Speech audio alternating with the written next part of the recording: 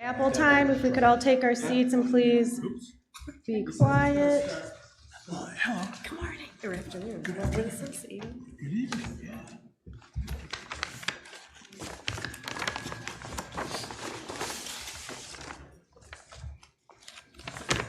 Okay, I will call this meeting to order for July 20, 2026 at 7 p.m.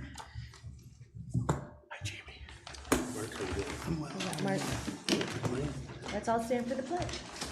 Excellent. I pledge allegiance to the flag of the United States of America and to the republic for which it stands, one nation, under God, indivisible, with liberty and justice for all. Okay, Clerk Lucero, could you please call the roll? Yes. Edwards. Here. Fowler. Yes. Kerr. Yes. Parker. Present. Rosso. Here. Crone. Here. President Poznanski. Here. Okay, with that, moving into our approval of agenda. Do we have approval for the agenda? Motion to approve agenda for July 20th as presented. Support. We have a motion by Parker, support by Edwards. Do we have any discussion? For a special presentation, I'd like to add Ruth Heidebeck's update for the Village Park Restoration and Maintenance Report. Is this going to be something that we're going to have on monthly, that we could just already have ahead of time? I guess we could address it that way. We can do that. My motion stands with the addition of update on the Village Park. Support also. Okay, thank you. Any further discussion items? Hearing none, all in favor of the agenda with the addition, aye? Aye. Aye. Any opposed? We have none opposed. Moving into our minutes. We have 7 sets of minutes. Let us start with our April 20th for closed session. If we have any discussion, we will need to go into closed session, which we could move till the end. Otherwise, we have a motion for the April 20th closed session meeting minutes.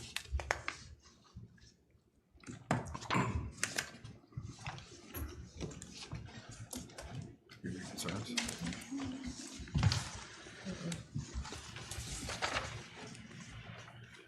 What are we looking for here? A motion for the April 20th closed session. I'll make a motion for the April 20th closed session. Support. You have a motion by Edwards, support by Rosso. All in favor? Aye. Any opposed? We have none opposed. I wasn't, can I abstain? I wasn't there. That's not a reason to abstain. I can't confirm the minutes. Okay, so a no? Yes. Okay. May 18th closed session meeting minutes. Do we have a motion for those? I'll make a motion. Okay, motion Support. by Throne, support by Edwards. If we don't have discussion, all in favor? Aye. Any opposed? Unopposed? Okay, now moving into our June 15th regular meeting minutes. We have a motion for those. I'll make a motion to approve the June 15th regular meeting minutes. Motion by Edwards, Support. support by Parker. Do we have discussion?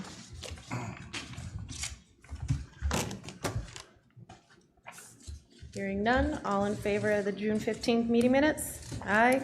Aye. Any opposed? None opposed? We move into our June 15th closed session. Do we have a motion? Make a motion to approve the June 15th closed session meeting minutes. A motion by Rosso, Support. support by Edwards. All in favor of the closed session, June 15th? Aye. Any opposed? None opposed. And then we have our June 23rd public millage public hearing. I make a motion to approve the June 23rd millage public hearing minutes. Motion Rosso, Support. support Edwards. All in favor? Aye. Any opposed? June 23rd, public budget hearing. I'll make a motion to approve the minutes from the June 23rd budget meeting. Okay, motion Edwards, Support. support Throne. All in favor? Aye. Any opposed? And then into our June 23rd, 26th special meeting. I make a motion to approve the June 23rd, 2026 special meeting minutes. Motion by Rosso. Support. Support. Support by Care. Any discussion? Yes, on number 4, just clerical note, the roll call vote for the Eagle backflow program, it marks that as a 7-0 pass, but there's 3 nays identified. Yeah, I'll fix that. Okay, thank you. Okay, June 23rd with the correction. All in favor? Aye. Any opposed? None opposed. Okay. Into our new item of community recognition. I did not receive anything. 1 second, President, if they could pass down the closed session folders, I'd appreciate it.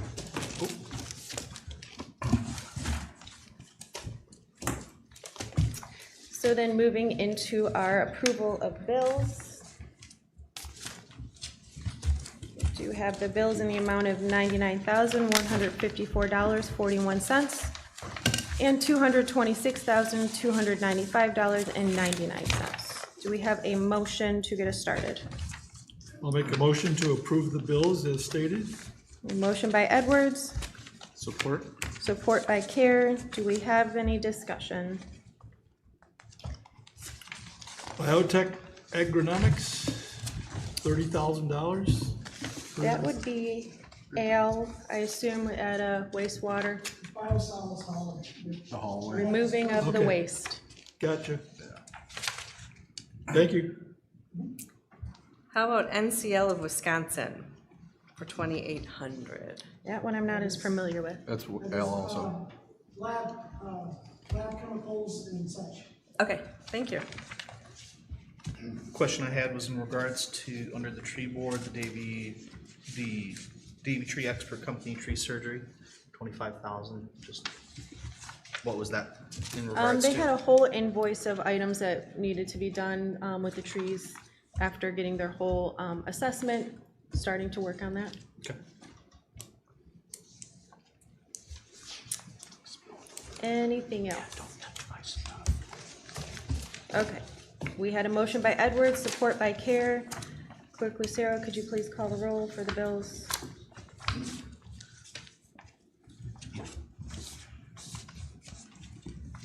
Fowler. Yes. Carey. Yes. Rosso. Yes. Parker. Yes. Edwards. Yes. President Poznanski. Yes. And Brown. Yes. And just as a note, a little more for you, being a newer trustee, at the back of the budget, you see a few extra pages. Those are for any new vendors that might come up, so that the council is always aware when there's a new vendor coming in that's not been paid before. That was the catch that we put in after past issues.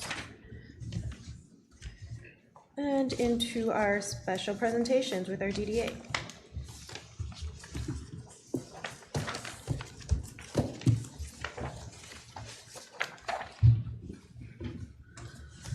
Hello, Kay Pochert, Executive Director, Romeo DDA, and Marty Hutnick, our co-chair.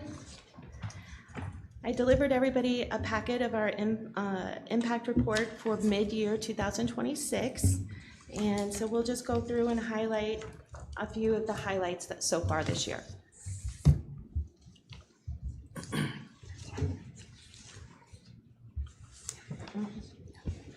Good evening, President and trustees. On behalf of Downtown Development Authority, I'd like to provide a brief update on the first half of 2026 and share where we are headed during the remainder of the year. First, I'd like to thank the board, village staff, our DDA board members, volunteers, business owners, and community partners. The progress we've made this year has truly been a collaborative effort.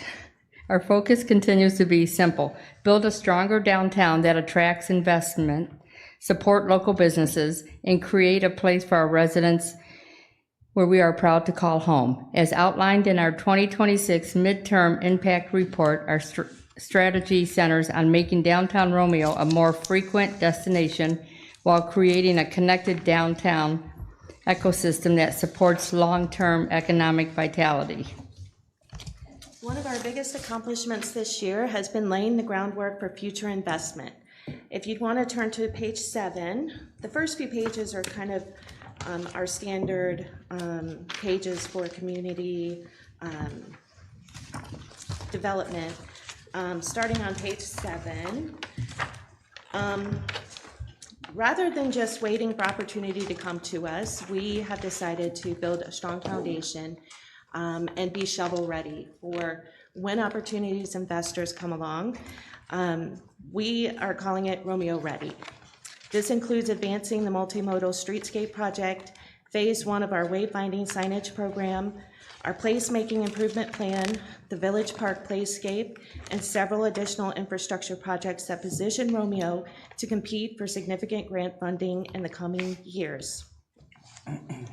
To support these efforts, we've submitted 12 grant applications totaling approximately $1.7 million, with 2 grants already awarded and several others currently pending. Building this grant-ready pipeline gives Romeo opportunities to leverage outside funding rather than relying solely on local dollars. Community vibrancy also has been a major focus. On page 8, this spring, we enhanced the downtown with colorful flowers, hanging baskets, patriotic decor, custom gazebo bunting, and continued beautification efforts that strengthen community pride while improving the visitor experience. Supporting our business community also remains a top priority. Page 10. Downtown Romeo continues to attract quality investment, and we're excited to welcome several new businesses this year, including Host, Romeo, The Bearded Goat, Mad Greek. Interest from prospective restaurants, specialty retailers, and experimental businesses remains strong, reinforcing downtown Romeo's growing reputation as a destination for both. And Cole Helen Capital. Visitor attraction continues to be one of our strongest economic development tools. Our Return to Romeo campaign is centered around creating authentic experiences that encourage residents and regional visitors to return again and again. Through signature events, storytelling, paid marketing, and business promotion, we're building Romeo's brand as a year-round destination rather than simply an event destination. Those efforts are producing measurable results. Since implementing our new digital marketing strategy, our social media audience has grown from approximately 9,000 to over 13,000 followers. More importantly, we are using data to understand what drives visitation and engagement so we can invest our marketing dollars where they have the greatest impact. In closing, we believe we are building momentum. Many of this year's accomplishments are work that residents may not immediately see, but they position downtown Romeo for transformational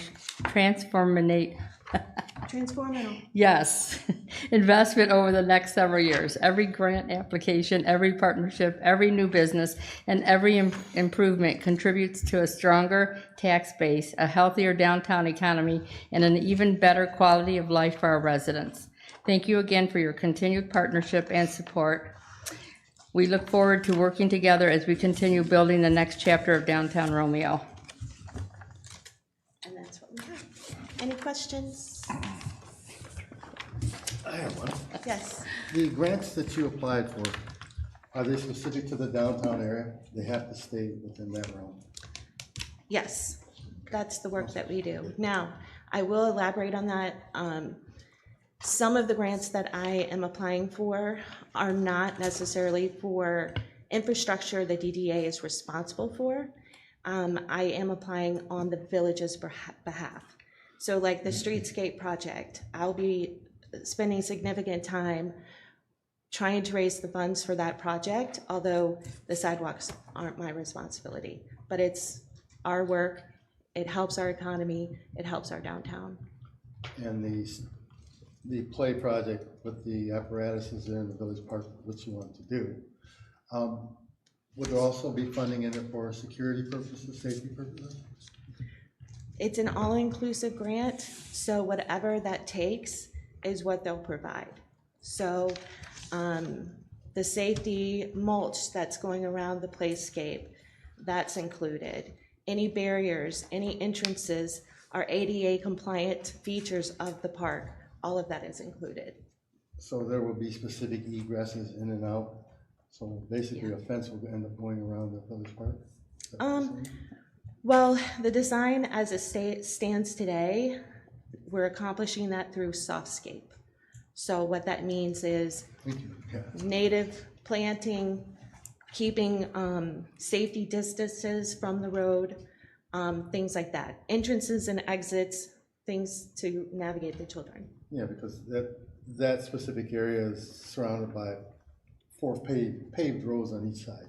Correct. Which you got cars coming and going, and I know kids, man, they take out ears back, boom, done. Right. And you have to corral them into a specific area. I believe with this project, we will be safer than we are today. As soon as you put that play apparatus there, you're creating a situation. Okay. Yeah. And we're fortunate, the grant that we're getting is from a national company called Kaboom, and this is what they do. They build playscapes in urban cities all across America. So they are well-versed in safety and building things that our families can enjoy. So, which is great for the DDA, or the downtown area. You know, for a while, we've been talking about the Clinton Street property, the trails. What a fantastic place and lots of room for efforts to be put into that place. You guys are specific to the the downtown area. Can you like lend your services out to just collaborate with something going on down there? Absolutely. Okay. Yeah. I mean, Romeo, that's our community. Yes. So yeah, the DDA work that we do is primarily within the DDA boundaries, but I collaborate with all organizations. Okay. Yeah. Because that's, I understand what you want to do there, yes. But like I said, kids, man, they get their ears back, they're gone. If you don't corral them, keep them contained, Yeah. they're gonna run out on one of those paved roads and somebody's not gonna be looking. We'll make sure they're That's safe my for only sure. fear. Yeah. The good news about this project specifically, it's free to our families. Yeah. You know, it draws them into their downtown and gives them something to do without necessarily having to spend money. And they get to enjoy our town. Okay, thank you. Yeah. Any other questions? I do. What would you say, I heard you mention infrastructure, what would you say the DDA is responsible for in regards to infrastructure? I would say anything that we actually own. At this moment, we don't own the parking structures and parking lots. We don't own the sidewalks.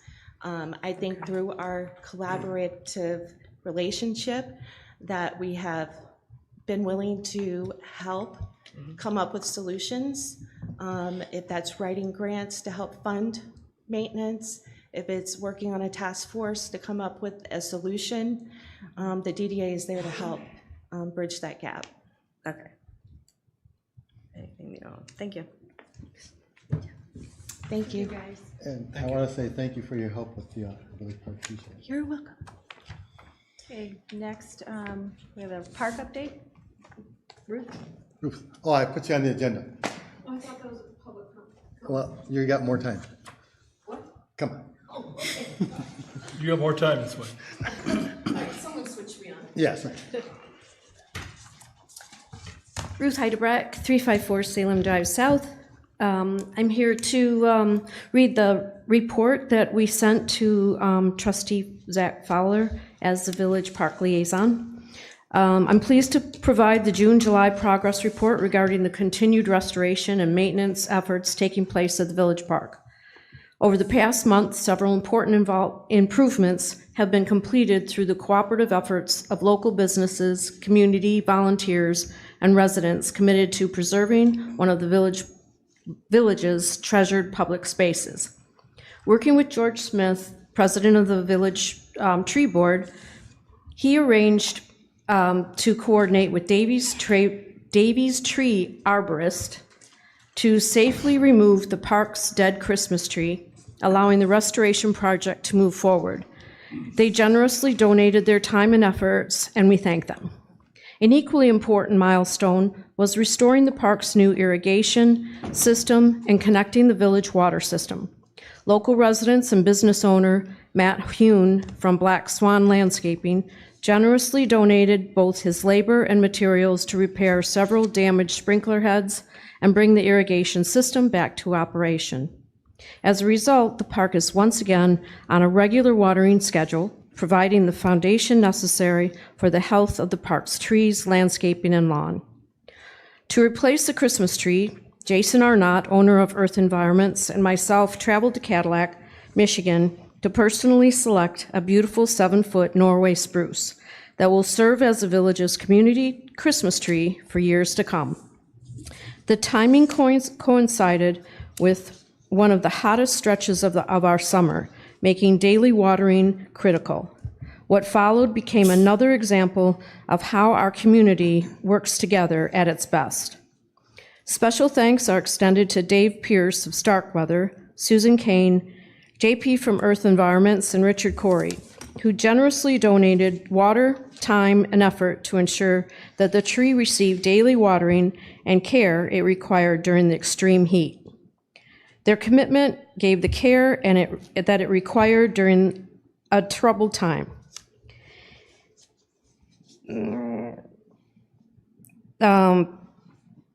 I just skipped a whole sentence. The commitment gave the care it required during extreme heat, and it gave the tree an opportunity to establish a healthy root system, and today the tree is established and living well.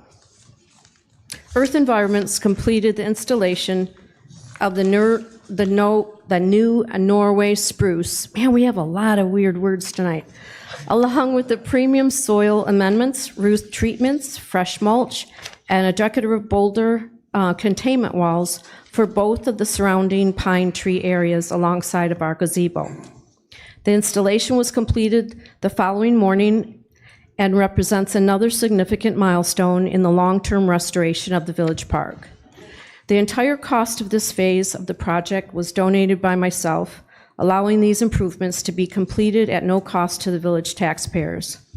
Looking ahead, as a member of the Downtown Development Authority Committee overseeing the new children's playscape project, I will continue coordinating restoration efforts alongside the DDA's improvement on the south end of the village park. Following the completion of this playscape installation, the next phase of the landscape restoration is scheduled for after the 13th of August, which is when the community project will be completed in the park. And this will include replacement of the damaged rose hedge and boxwoods, replacement of the sod throughout the restoration area, coordination of the new sod installation and natural plantings coincide with the children's playscape to create a unified appearance throughout the park. The objective is to have the phase substantially completed before the Village Peach Festival, so the residents and visitors can enjoy a renewed, welcoming, and beautiful restored community park. This project continues to demonstrate what can be accomplished when the village board, local businesses, volunteers, residents work together toward a shared vision. The village park belongs to the residents, and the village board as its stewards, and its continued restoration reflects the pride this community has in preserving its history while creating a welcoming space for future generations. So is that questions, or this is just public comment? You just gave a summary, but I'd like to say, if I could, the team that you put together, I appreciate working with you guys. The phone calls were there, everybody wanted to move forward, didn't know when to move, and we just moved. You came out and helped.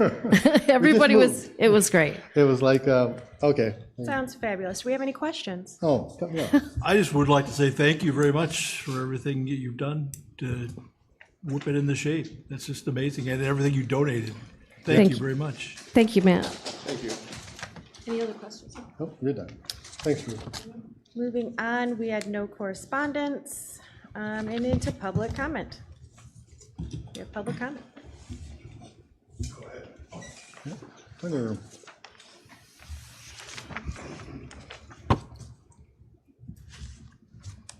You have 3 minutes. I'll give you a 30-second warning. Yep. I usually watch these meetings on YouTube, and hearing the voices can be hard, you know. I'm just here about the e-bike issue, because I realize you guys are considering setting rules and everything for possible e-bikes and everything, and that's why I passed out this thing explaining what the different classes of e-bikes mean and everything. Something that I wanted to point out, though, is that we already have some rules put in place by the Macomb Orchard Trail. The Macomb Orchard Trail goes right through Romeo, and what I would suggest is that we have the same rules for our sidewalks as the Macomb Orchard Trail, basically. Macomb Orchard Trail restricts their bikes to Class 2 e-bikes. And you can see the sheet for what a Class 2 e-bike is, though. They restrict it to 20 miles per hour. But on top of that, they also restrict you to 10 miles per hour. Even though you can ride a Class 2 e-bike, you're restricted to no faster than 10 miles per hour on the Macomb Orchard Trail. I live on the trail, and man, they're flying. Yeah. They're flying. I've got 3 e-bikes. I love them. I've got one of them I put together myself, kind of. I converted it. There's a fat tire bike. The other one's an electric e-bike. Mm-hmm. There's a root right by my house that's grown through the asphalt. So when they hit that sucker, there's been a few accidents there. Could we please keep this to public comment? I'm going to run out of time. I don't know if you've seen, I have a rickshaw. I'm concerned about the helmet rules. I'll look for you. I think the helmets are a great idea for kids, though. I don't know what you could do with adults because they're not required on motorcycles. But with the rickshaw, I don't think I'm going to be able to get anybody to ride it with me if they have to wear a helmet. You know, so I don't know what to do there. I do think helmets are a good idea for the children, though young ideas, because it's like one of the best way to prevent a fatality is to require people to wear helmets on these things. And like you said, so these e-bikes, they go fast though.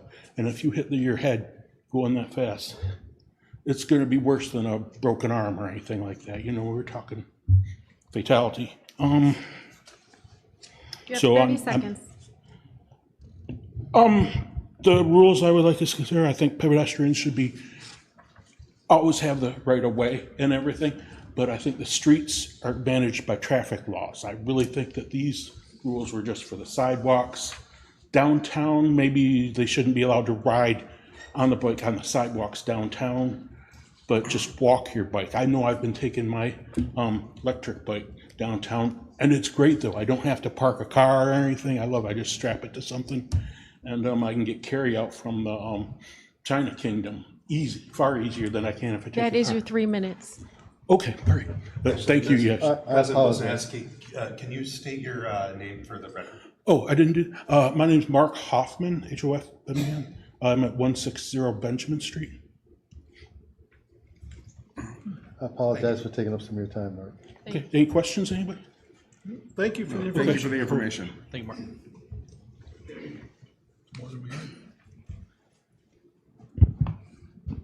Good evening, Board. I'm Justin Raz. I'm representing Avery Real Estate. I'm here tonight to talk about one of your agenda items. With me tonight is Charlene. She is one of the owners of Water Tower Distilling Company. This is a business that we are bringing into the Village of Romeo. We're going to put them in the Old Village Winery Suite in the Romeo Observer Building. We're here tonight because they've got some LARA paperwork for their liquor license that is, I think it's item C under new business.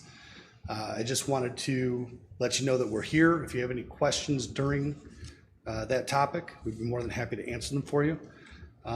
We don't need anything more other than this, I believe, and a building permit, which we're working on right now. Everything's good with the zoning. We have plenty of parking. It's a retail use, so they're not distilling any spirits within the building. They're bringing them in and selling them as retail product. Anything to add? Yes, I do just want to add that, again, my name is Charlene Mowney, the owner of Water Tower Distilling.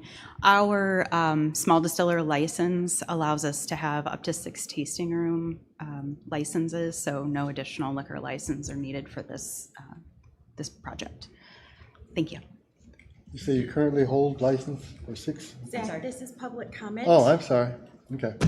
Thank you. If you have any questions during that Okay, topic, I'll please ask. ask.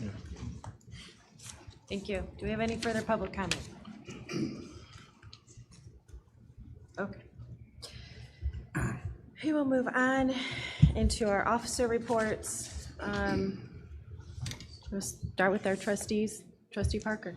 Nothing for trustee, planning commission. I was not able to make the meeting, but we had no new business to discuss. We did continue to talk about the data center ordinance that we're working on, and hopefully we'll have something typed up and ready after the next meeting to bring back to the board for any other revisions that we might need to have. Trustee Russell? 2 things. The tree board has been working diligently with the inventory that they had received through their grant, and trees are currently being removed based on that inventory, so that's the expenses that you see predetermined. And they are moving now into a little bit of a replace phase and looking at what options do we have and what fits within the village and what they can do to help with that tree canopy. So they're working hard at that. And I had the honor and the pleasure, when DDA mentioned collaboration, a local community church got an email saying on July 4th, let's ring the bells at 1 o'clock, 13 times for each colony. And a church that I am affiliated with did not have anybody present that would be able to do that. So I reached out to some of our other community members and church members, and they were able to come and ring the bells at a church that didn't belong to them, but it was still a community effort. So it was really cool to be able to do that. So thank you for starting that. It was really cool. And that's it. Trustee Edwards? No, nothing today. Trustee Crowe? Yes, had a good 4th of July. It was awesome seeing the patriotism taking place throughout the village. I was bummed that I missed Porch Fest this past weekend, but from what the photos and hearing coming back into town from a fundraiser, it seemed like it was a lively time. Was also blessed to be able to serve at his table meals at UMC this past week. It's an awesome opportunity to be able to get back to the village. And then recently I donated my last month's meeting pay back to the village. Thank you. Trustee Kerr? Yeah, just a reminder that we have a parking committee meeting Wednesday. That group's been making some good strides and having good conversation. We'll have a bigger presentation next month, and we're hoping to do maybe a PowerPoint or something to kind of let everyone know what we've been talking about. I know a couple of the members spoke at the most recent DDA meeting, so there's some exciting stuff going on. But that meeting is this Wednesday, the 22nd, 7 p.m. here. Trustee Fowler?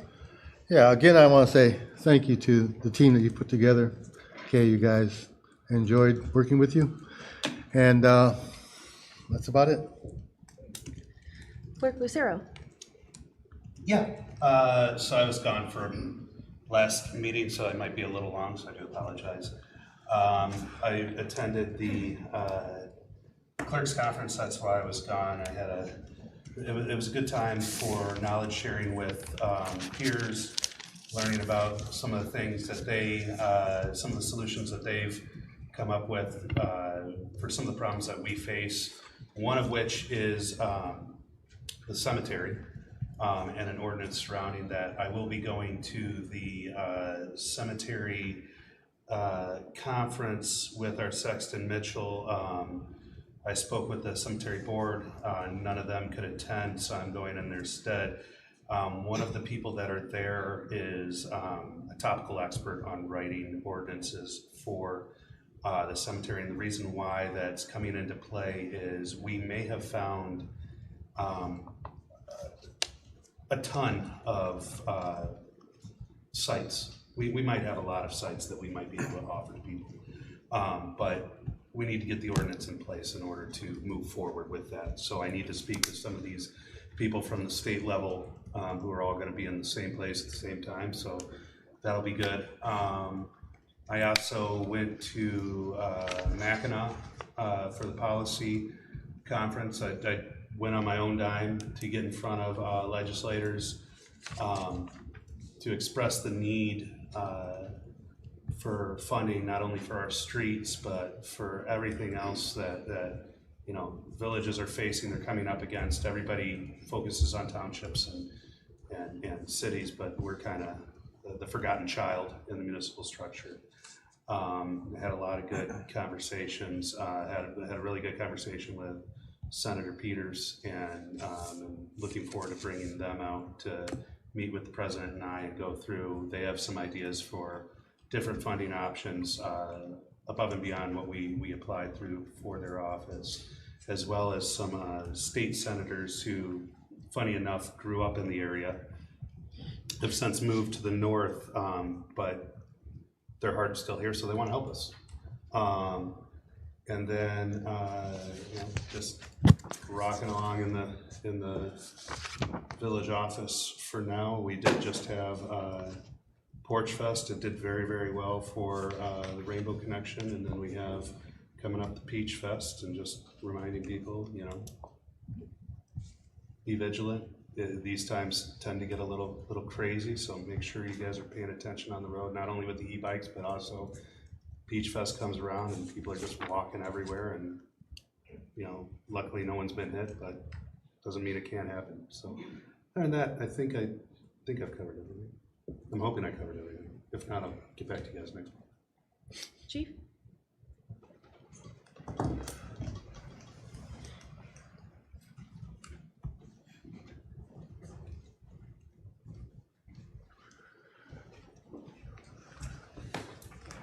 Thank you. I did. Thank you. Okay, next month. You already said next month. Oh, no, actually.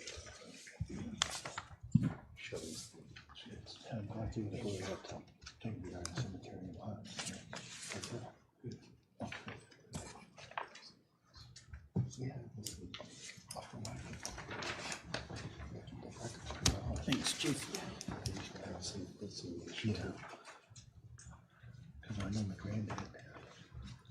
Don't have a lot to report on specifically, other than I was able to acquire 2 sets of archers for the entire week of Peach Fest. So that'll come in handy, as it did at Vintage Fest. What I passed out there are a couple of things. It was brought to my attention today that some of you might have been confused about what the Clemis line item is on the agenda. Simply stated, nothing is changing.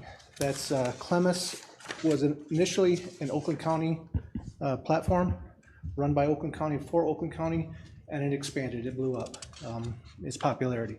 I mean, it's in all of Lapeer County, all of St. Clair County, most of Washtenaw County, the entire southern end of Macomb County, and they're even starting to go out of state. Too big for Clemis, for Oakland County IT. So they privatized. Privatized in a nonprofit way, though. It's a nonprofit organization, but all the documents and the contracts that we signed with Clemis, we have to re-sign with what's now called the Clemis Authority. So that's what's on the agenda. Nothing. There's no more financial investment. Our services are the same. Hopefully our services actually get better with a larger organization running it. Time will tell, but just want to get that out there. Secondly, we discussed the e-bikes, and not really the e-bikes last time, but the possibility of drafting an ordinance. I put that out in the atmosphere to the MACP Chief blog. Got many responses. I have all kinds of large and small village, large city, small village, examples of their ordinances relative to these things. But what I gave you there, I think I told you last week that the state law is really gray on this and very convoluted and confusing, not only for the public, for the people enforcing it. Those are 11 definitions of an e-platform that's out there, and every single one of those I've seen in the village here. Really the only one that I think that we're having issues with right now, and I can tell you we still get multiple complaints a week, and it's only about the e-motorcycles or the little e-mini bikes that the kids are riding. I haven't gotten any complaints about golf carts or side-by-sides. Side-by-sides that you might see downtown are always, everyone I've seen is licensed, registered, is street legal. But the e-mini bikes are becoming a concern, and I really haven't gotten one positive note for it. I had somebody come up to me at the porch band event, and she had just allowed her grandson to purchase one on his own dime, but she just wanted to come up and thank us for our professionalism and our efforts to not be heavy-handed. We've just been talking to kids, following them back, talking to their parents or their adults or babysitters or whomever is letting them ride these, trying to educate them without enforcement right now. Whether the ordinance pushes forward is really entirely up to you guys and what you're hearing from your constituents. That's not my call, but I'm prepared to start drafting one or assisting with that if that's what you guys all decide. But still getting multiple complaints a week, unfortunately. Is there an age limit for like those scooters that are flying up down here? Little kids? No, I mean, well, it depends on what we're talking about. I seen a little young lady, man, the handlebars was taller than her and she was just flying. Most of the kids we've talked to are preteen. How old? That's preteen. That's just the preteen. Adolescents. Preteen, Yeah, so they're kids. 11, 12, 11, 13. 12, 13-ish area. Middle school, late grade school. If we could have something restricting their activities, because I see them flying through stop signs and everything. Well, there's Those nothing scooters. specific to those e-bikes with the state right now. Now, you can see the precursor happening in the definitions that I've given you, that those really do fall under the definition of a motorcycle, simply stated.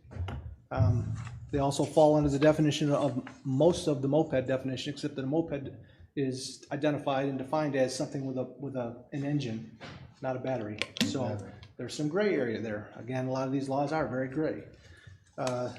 What the precursor I'm talking about is the very last one you'll see, micro mobility device. And the only thing that's in the motor vehicle code right now for that is a definition. That's still in committee, I understand. What regulations come out reference those, but that's really the state's effort to try and consolidate, because most of what is out there falls under that definition of a micro mobility device. But the bottom line is, folks, whether we write an ordinance, don't write an ordinance, they are illegal. They're against the motor vehicle code. We're trying to educate kids and their parents and the adults they're with about that. And remember, whether we write an ordinance or don't write an ordinance, and I think we do, probably would be a good thing to make it less vanilla, a little bit more clear for people to understand. But we can't just turn our heads. We can't ignore state law.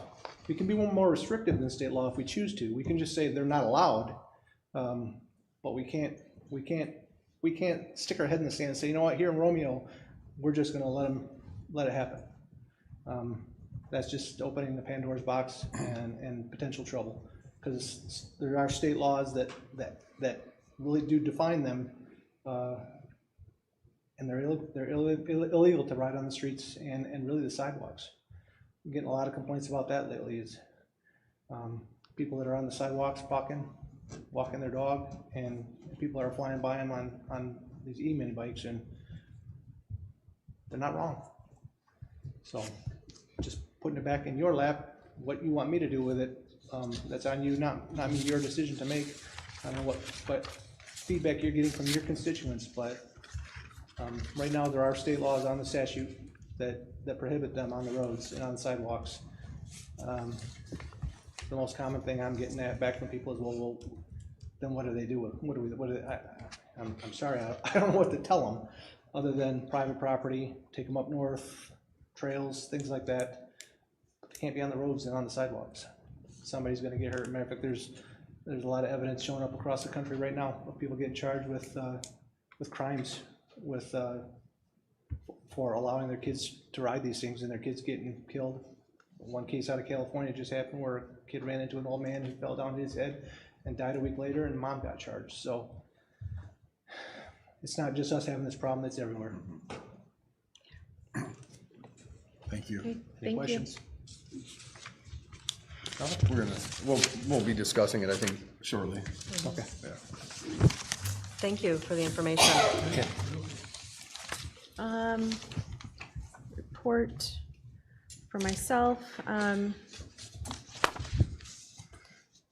We did apply for that other SEMCOG planning grant that we had gotten previously that we used for the CIP. This time our intention was to do a sidewalk assessment inventory. We did not get that awarded. Moving into our DNR tree grant, I was able to submit the final reimbursement request. They received it, they confirmed that it's completed. And at the time of writing this, we had not received that check, the reimbursement check into the village, but the treasurer and accounting know to be looking for it. So that will be reimbursed and covered shortly. Attended our July pre-planning meetings at the village hall. Went into our union negotiations, our DPW and wastewater treatment plant. We had negotiations canceled. Their representative was sick. And then moving into our police, we are headed to arbitration. With the PFAS class action that we joined last month, I was able to sign the engagement letter. They needed a few documents from us, went around, got all those from the people, submitted them. So we're now into that class action. Regarding our water tower, we have our work scheduled for September, is the estimate at this time. We did have 2 water main breaks, ironically, both of them on West Washington and South Rawls on Washington, within 20 feet of each other, basically. Kids Fest for the village at Peach Fest. Unfortunately, Parks and Rec has let us know that Kids Fest will be moved to Bruce Township Park now and will not be held in Village Park. With that information, though, I reached right out to Kay, and we're going to see what we can't get going in our village park and utilize that space appropriately for ourselves. With the village park, one afternoon, I met Ruth Heidelbrecht right on out there, and we hung up some 250th banners on the fence and attended all of the Kaboom meetings. We had 2 site visits, tree visit out there at the village park, participating in all of those. We are officially in, as the village, in litigation. The village is being sued for an alleged fall during last Peach Fest. I've submitted this to the MML. They've appointed legal representation, and I'm waiting on them for our next steps. With our Eagle TMF grant, that is the lead line verifications. You know, sometimes you end up with flags in your front yard and you don't know what it's for. It's for that. Finishing that up, that grant's done by September 15th. If you recall, that was a grant that we got for the village for $334,000. HRC did our monthly engineering check-in, and here is a bit of detail going into our bond that we are doing with wastewater. So our water replacement projects, the bids are coming in July 22nd, and with the treatment plant, those will be coming in July 29th. Both will be on our August agenda for passing those and awarding those bids for those projects. The third one is the iron removal and well house projects. Those ones will go out for bid next month, and you'll see them on your September agenda for bid approval award at that time. Just as a reminder, with this bond, our wastewater treatment plant, some of the things we'll be doing is demolish and replace the primary electrical switch, demolish and replace the main electrical transformer, demolish and replace the motor control centers. It's a fun word. Tertiary filter feed pump electrical improvements, concrete repair of primary and final clarifier tanks. Demolish and replace the preliminary screening equipment, primary and final clarifier tank equipment, primary anaerobic digester cover. We will mill and overlay the facility driveway. Modifications to the administrative building, i.e. the roof. At the iron and well houses, we will be doing electrical and building improvements, new power equipment, maintenance of building. At our well house 3, we will have electrical and building improvements, similar at well house 5. At well house 6, we'll have new masonry building and electrical. And then for our drinking water system, Church Street will get a 8-inch water main replacement, along with a portion of Benjamin Street getting an 8-inch water main replacement. So that is what our bond money is going for, and we are currently working through those projects at this time. Moving on. Short-term rental ordinance, I did pass out for you. Mr. Clark was able to get us that, pardon me? Oh, sorry, Mr. Committee reports. Bruce Sewer, did you meet? No. Okay, our ethics. What's the status with Bruce Sewer? It's only 8 months since the last. They have not requested a meeting. So. No, but we did keep it on though because the subcommittee did want to discuss other possibilities of maybe finding stuff. Have you guys done any of that? I've not been able to communicate with them. Okay. Ethics, we did not meet, but we were able to finally get our redlined review from Mr. Clark, so we'll meet within the month. Thank you.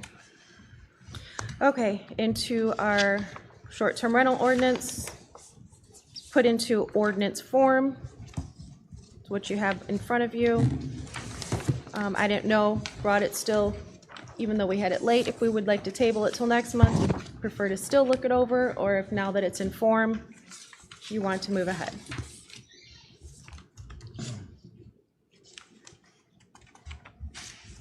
These are all the corrections that you made, Mr. Clark? They are.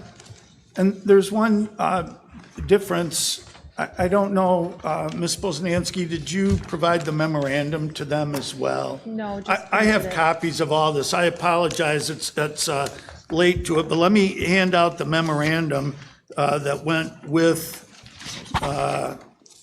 the revision. I have copies of the ordinance, or the draft. The difference in what I did substantively relative to what the planner did was provide a penalty.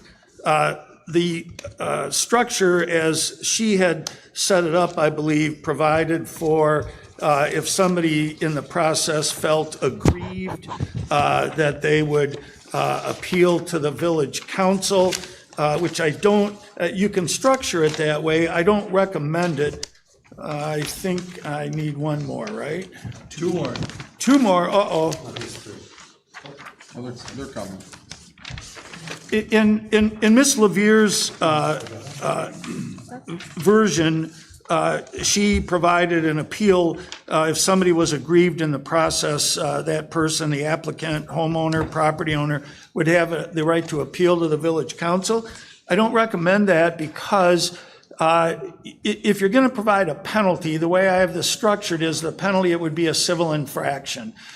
You probably 5 or 6 years ago, maybe longer, time gets away from me, you made many of your ordinance, zoning ordinance violations civil infractions, which I think is a good idea. They're processed faster, they're less cumbersome, and you have some other of your ordinances that come under the umbrella of the civil infraction. So I provided in this draft that the penalty would be a civil infraction, which then takes the village council out of the picture because you don't have just plenary authority to impose fines or costs. It has to be connected to an ordinance, it has to be connected to a violation, and then there has to be due process. So with the civil infraction, if somebody violates, if you adopt this ordinance, the short-term rental, and somebody violates it, they would be given a civil infraction citation, much like a parking ticket. They could then come into either, I'm not sure physically how you have it structured, if they come into the police department or the village office, but if they want to fall on their sword and admit responsibility, they come in, they pay the ticket. If they choose to dispute it, which they would have the right to do, rather than come to the council, they would have to pursue it in the district court, defend against it, just as they would in any other ordinance violation. So the primary difference in what you have before you is simply in the penalty. The other structure, the definitions, how they're applied, the requirement to submit an application, all of those things are the same as what Ms. Levere provided. I've just put them in the ordinance format. So with that, I don't know if the council wants to take another month to overview this, or if you would like, if you feel comfortable with that, and someone wants to make a motion.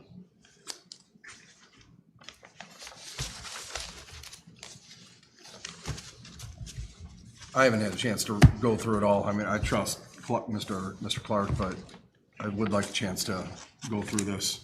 So I'd like to make a motion to table until next month. Support. Okay, if we have a motion by Parker, support by Care to table till August. We have any more discussion?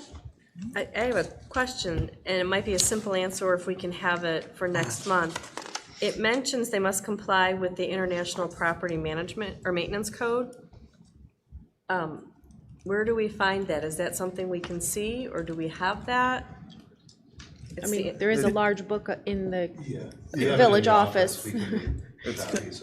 I mean, Okay, a so large someone- book, It's something that we the building code. the village has adopted. Yes, the village has adopted that by reference along with Okay. the state construction code. And as mentioned, it's a big, thick book, which doesn't mean it's all right or it's really great because it's so big and heavy. But the adoption by reference, I think, is wholly appropriate. The village has done it for years, which is not a reason to continue to do it. But adopting it by reference, the rules are all stated. It's much like an ordinance book. You can come in and look at it. Yes, it's a matter of public record. People can buy their own. They can go on the International Property Maintenance Code website and look at it themselves. Okay. I know I'm stating the obvious, but it's an international organization because it says so. And so they do have a website. So yes, the information is readily available. Okay. And people are entitled to it, to look at it. Thank you. For the August meeting, could we, along with this, could we make sure that we have a copy of the application and the annual building inspection, just so that we can see the whole picture together? Sure. Thank you. Was that provided by the planning commission, I believe? Or are you asking us to create one? Yes, it was, the The application application was Yeah. provided So by we the had, planning. okay, so we had it the month before. Correct, yes. Okay. We've seen it before. Gotcha. I'm just thinking if we're getting ready to finance, I'd love to just have all the pieces I together, agree. I like that. you know, so that way there's no stones left unturned. Gotcha. Thank you. Any further discussion? Okay. We have motion by Parker, support by Care to table till August. All in favor? Aye. Any opposed? None opposed. Thanks, Mark, for the work. We welcome. had our ethics policy still in here. As we had discussed, we had hoped to be able to get to it. We had not, but we had tabled it till now, so I left it on there. Continue into August. Do we want to make a motion? I'll make a motion to table to August, the ethics policy. Support.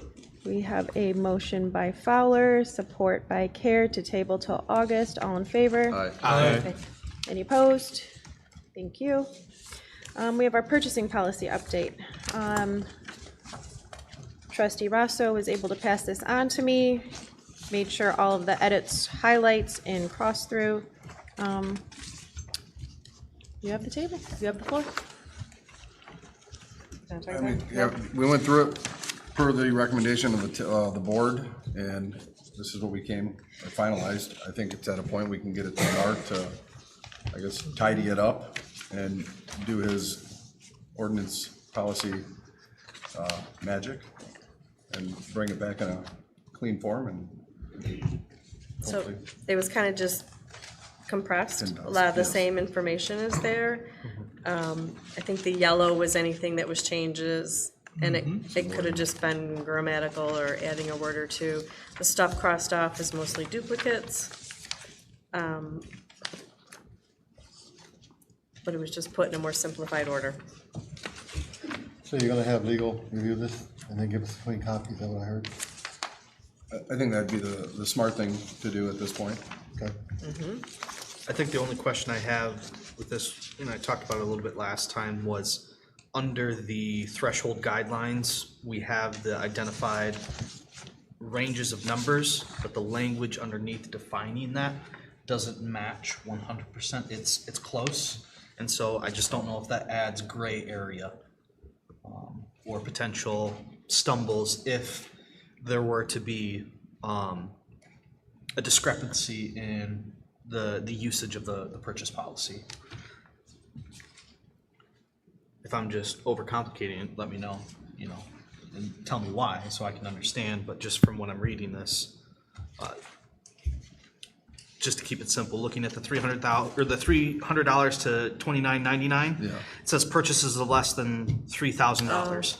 Probably just a typo. Technically, that would also include that range right above it, the $300 or less. You want it more detailed? I see, yeah. So you know what you're buying? That should be in the invoice, following whatever the price is, as far as the detail that you're looking for. So But purchase I less than understand what you're 3,000. saying, it's just More than 300. putting the number Yeah, out but there. greater than, Yeah, so. more than 300, but Yeah, so just, So less than 3,000. again, Minor. just trying to match the language with the numbers. yeah, makes sense. Yeah, that would make sense. Yeah. So could you please clarify what exactly you would like Mr. Clark to do for us with this document, so that he knows what it is you want him to do? I would like Mark to go through and, like we said, clean it up, make sure everything legally sounds correct. It's something that can be upheld, and bring it back in a clean form. And if he has a question, he can give you a call, President Pro Tem? Sure. How's that, Mr. Clark? That's fine. I'll do whatever you want. Okay, Can somebody, I request if somebody could provide this to me in Word format?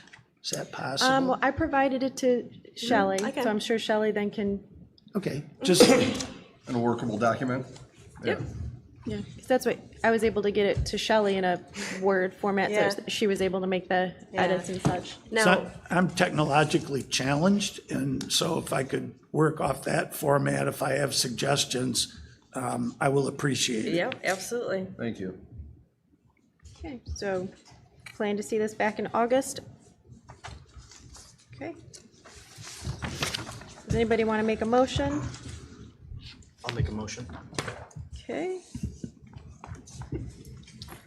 Support? what would you like that motion to be? To postpone until the August meeting. Okay, motion by Throne, Sorry. support by Carey, to postpone until August. All in favor? Aye. Any Aye. opposed? We have none opposed. We're moving into our golf carts, other recreational vehicles, electrical, and/or gas-powered item. We had tabled this from last month till now. That is where we're at. Did we have discussion? Chief provided some good information for us. Mark provided some good information. Is there anything that this table wanted to do? I had a question for Chief, if he has a second.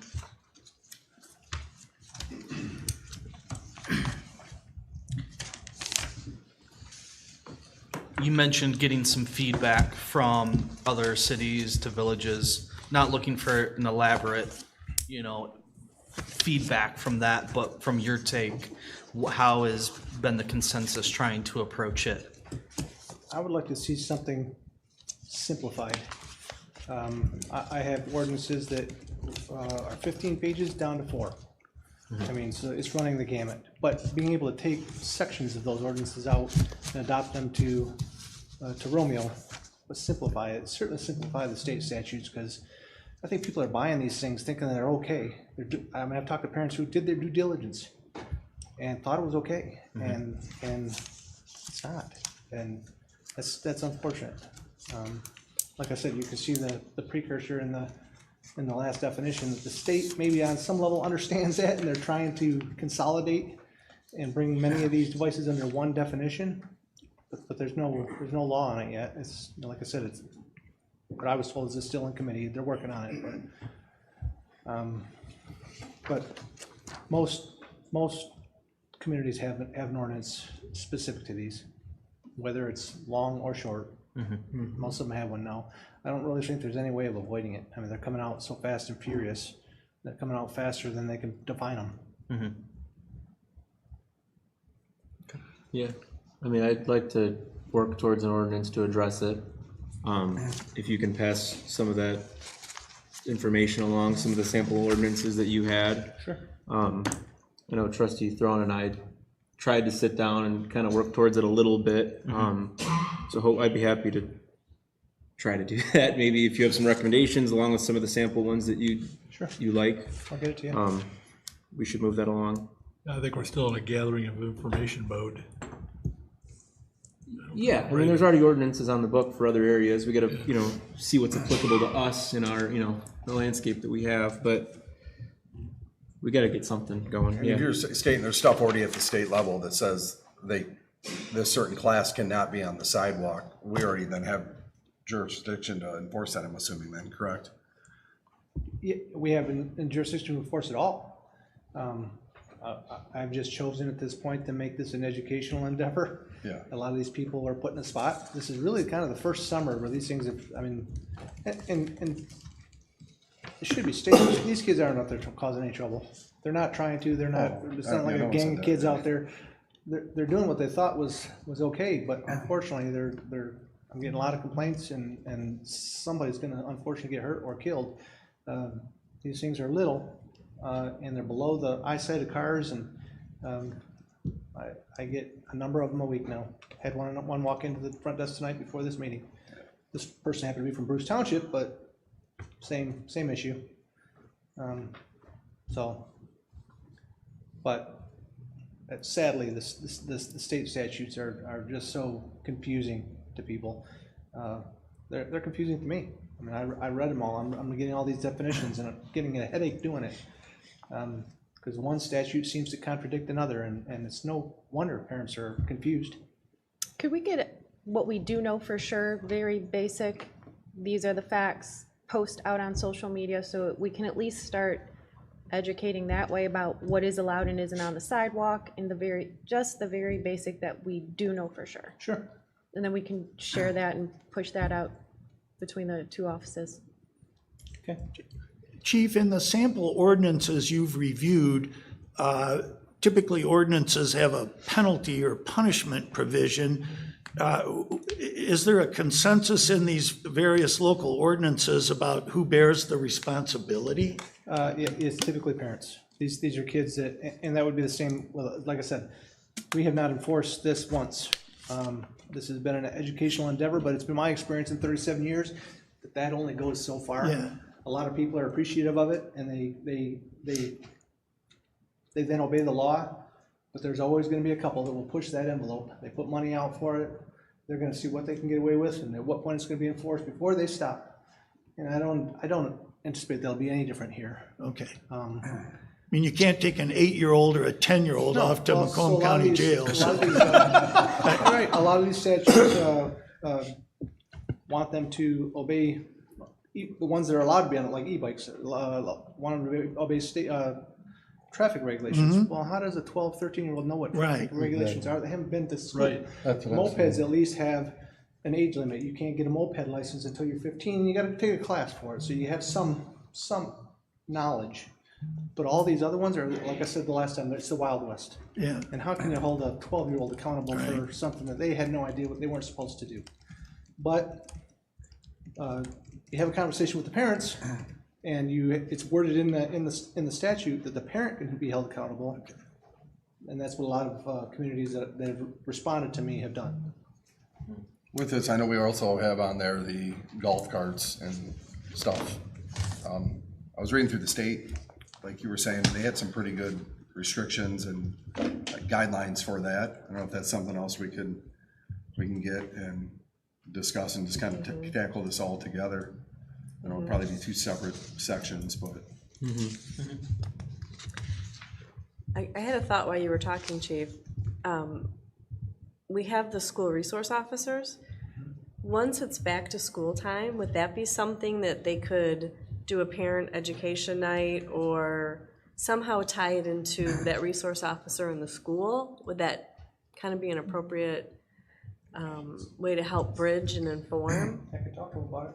Maybe something in Bulldog Days when they're coming back and getting their schedules and stuff. Maybe we just have a flyer or something we can have handy sitting at a table. Yeah, because I imagine some of these kids might start using those to get to school. It's a guess, So I'd have but to confirm this with Officer Bauer, but I believe that that's prohibited by the school. Yeah. Currently. oh, fabulous. Okay. So they can't drive those to school. They ride their bike to school, but they can't bring an e-platform to school. Yeah. So I wonder Don't how. hold me to that. I believe he stated that to me before, that's the school has that regulation already in place. Okay, all right, but maybe there's something he can do to help bridge that education gap. Sure. Because he's there, so. He's the one having a lot of these conversations with the parents now. He's very well known in the community, and they know him and are comfortable with him, and he's kind of taken on that role where he's out there seeing the kids, go have the conversation with the parent. Yeah. And it's gone over, like I said, fairly well. I haven't gotten any complaints, anybody angry that we've done that. But at some point, it's gonna come to a head, and it's just gonna continue, and conversations only go so far, unfortunately. Yeah. I wish that's all it would take, but. Well, thank you for your research. It sounds like Trustee Throne, Trustee Care, you guys kind of want to take this under your wings. I don't mind helping. Brought it to the board. I'd like to help with that. Absolutely. Thank you. Okay. Thank you. So, do we have a motion? I don't think there's any motion needed, is there? We're just gonna continue. Motion to do what? No? Do you want it back on next month's agenda, or you don't, or you wait to hear from you? How would you like to move forward? I would say table until next month and see where we're at. That's Yeah. good. Motion to table. Okay, motion by Care, support by Throne to table till August. All in favor? Aye. Any opposed? None opposed. Thank you. Moving into the Village Park Playscape, the Kaboom Grant, have this information in here for us.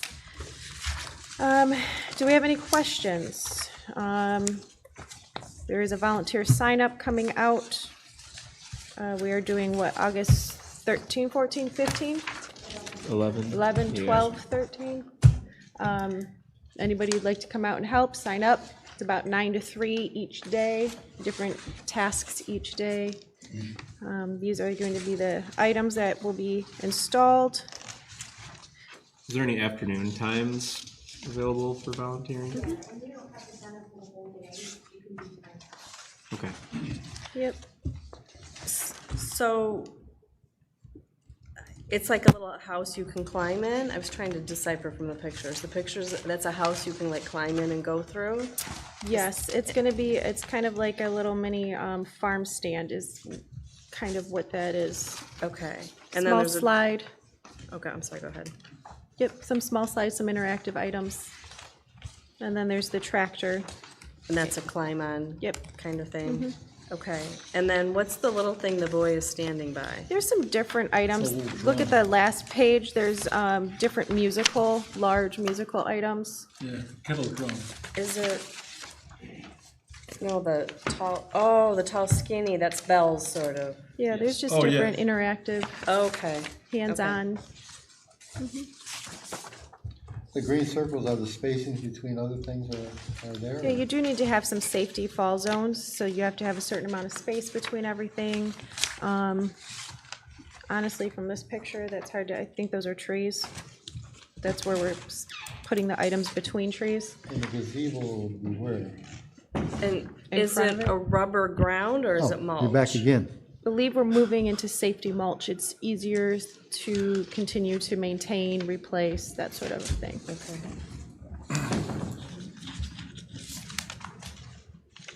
This will be directly across from the gazebo. If the gazebo is on the north end of the park, this is at the south crescent of the park. Okay. Not at the part where the fence, where it was actually like all created to be. When it was created, I guess it wasn't created with enough space for kids' play stuff anyways. So it's moved into this portion of the park. So the southwest or southeast area? The south crescent. If you got the Okay. the one that abuts to the winery, or what was the winery. So that whole, okay, gotcha. So we're kind of putting these between the trees. And is the tractor plastic or metal? I do believe it's metal. It's being fabricated. I believe it's not plastic, but it's being made. Specifically, they've never made a tractor apparently, so they're kind of excited for this build.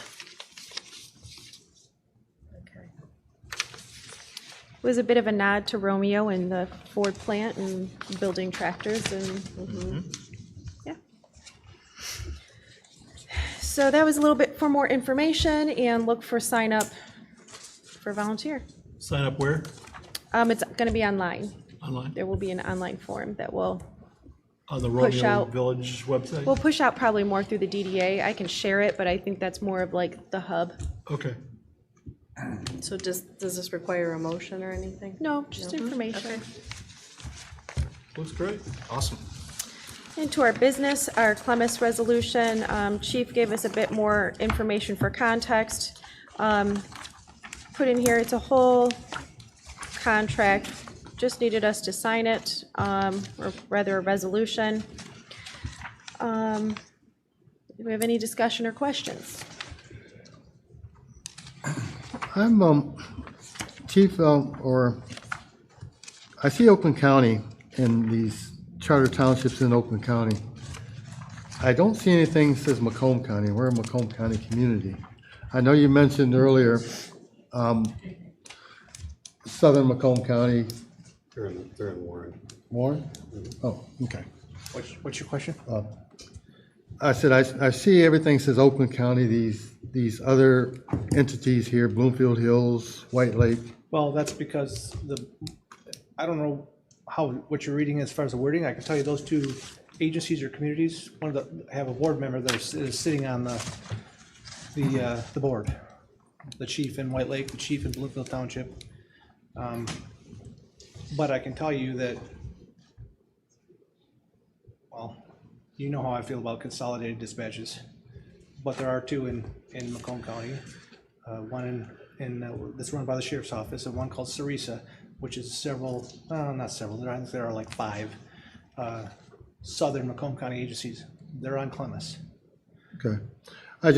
We're in northern Macomb County, and I'd be more comfortable as, Macomb Township, Shelby, Sterling Heights, people that we are actually around and in. I mean, I'm reading Oakland County here, and they're outlying townships, White Lake, I said Bloomfield Hills. So I just think that we might be getting into something that it might not be able to reach us. I know you said they're throughout the area. They have all of Lapeer and all of St. Clair County. So I just have a problem. I'm reading Oakland County here jointly, so. They provide a service for us. We pay them as a contract to provide a service. I understand, but I don't see any of our neighboring towns, anybody that's around us. I mean, Can lead a horse to water. we but, kind of fell into that trap with the dispatch, and that turned into a fiasco, so that's all. That's just my concern. Understood. Okay. Good. If there could be actually, I understand what Zach's saying, because it talks about an interlocal agreement between Oakland County, Bloomfield Township, White Lake Township, And how, you just said it went away from Oakland and it's a private entity now, so why are we in an inter agreement with Oakland County then?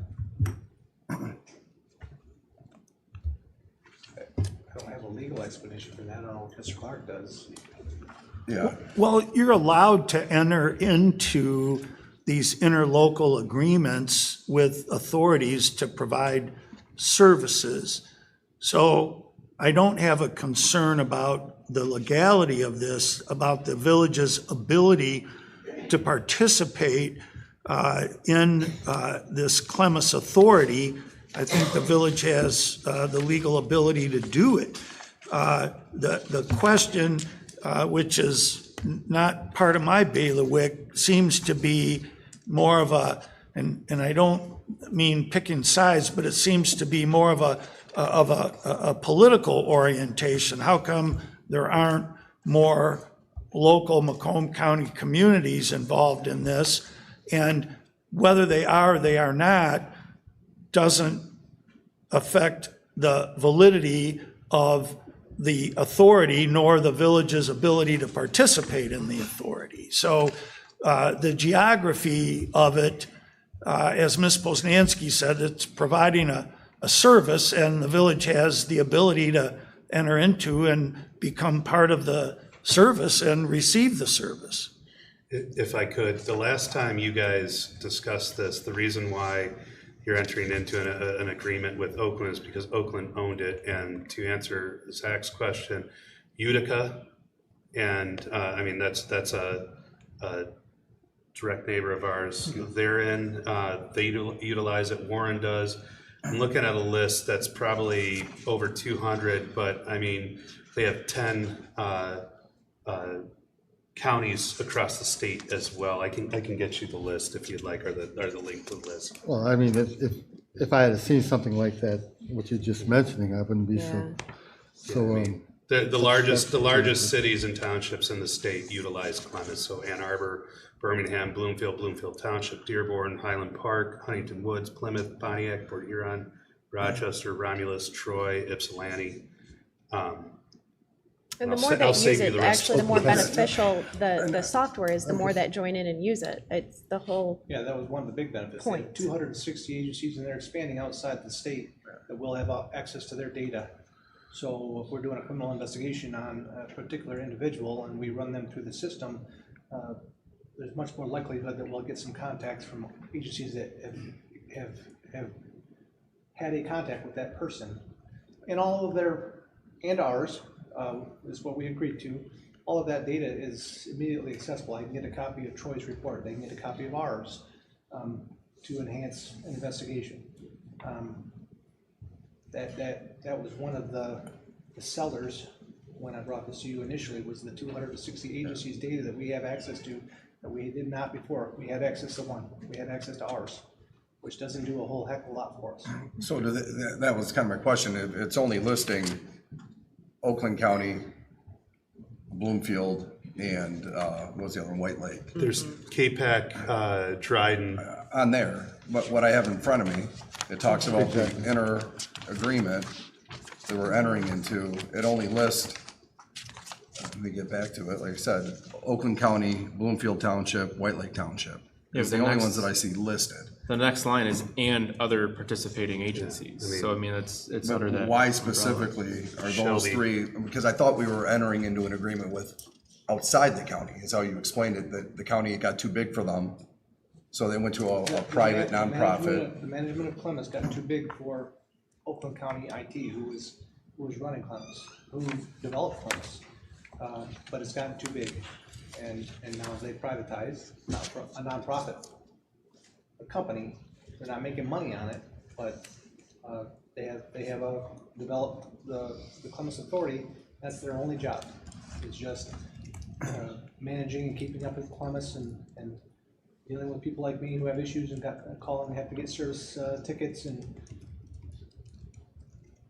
How long has Clemens been in place at Romeo? Oh, in Romeo? Yes. A year and a half, maybe. I don't even know if it's been here that long.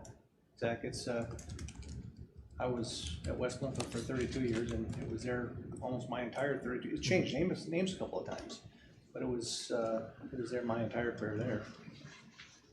Warren is, what, third biggest city in the state. They're on Columbus. Yep.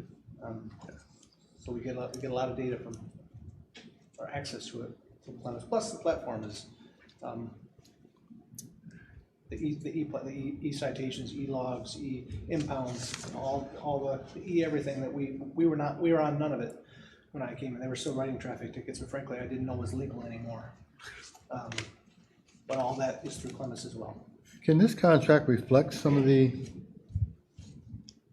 agencies, Utica, Warren, as opposed to the Oakland counties names, or do they have to be on Bloomfield Township? You're asking a legal contractual question that I can't answer. I mean, you presented the contract, so did they present it to you like this? Yeah, this is what I passed on to. Can you ask them a question regarding, I'd like to see some Macomb County names on here, that's all. If Macomb County places choose not to utilize it, we can't just Well, make he people indicate- join in. Our I have clerk a indicated feeling that Utica's on there and White Warren. Lake, Bloomfield Township, they were listed because they have a board member that sits on Clemens Authority Board. The chiefs in those departments are part of it. I'm guessing that if I was sitting on the Clemens Authority Board, Romeo PD would probably be in. Okay. There's all kinds of agencies that are not listed in that contract, sir. If there's a half a dozen of them, then you have 256 that aren't. So. I'd like to make What a are my directions? motion. Yeah. Thank you for the information, Chief. Yeah, appreciate it. I'd like to make a motion to approve the Clemens Authority resolution as presented. Support. I have a motion by Care, support by Parker. Do we have any further discussion? Hearing none, Clerk Lucero, could you call the roll? Yeah, give me 2 seconds, please. Thanks. You're welcome. All right. Edwards. Yes. Parker. Yes. Fowler. No. Throne. Yes. Rosso. Yes. Care. Yes. President Poznanski. Yes. Motion passed. Moving into our next item of our AT&T lease. I've been approached by AT&T to present a new lease. Forget exactly how they worded it, but they were doing, maybe it's here, some, here's it, addressing the shift by reviewing its cell site portfolio. They're giving us, the landlords, the opportunity to minimize the business risks associated with industry uncertainties and then to increase the value of our cell lease site. So that's a lot of words to say. They want to now give us $1,500 a month instead of $2,500 a month. And that's just the basic right off the bat stuff. So I said, oh, I'll bring this to the council, I'll have legal look over it, and I'll get back to you. That was gonna be my question. What are we paying now versus what are Yeah. they? Yeah. So they wanna pay 1,500 versus 2,500. It's currently where we're at, and then we even get a 7.5%, which that's still same, but, Yeah. yeah, that was to me the biggest thing.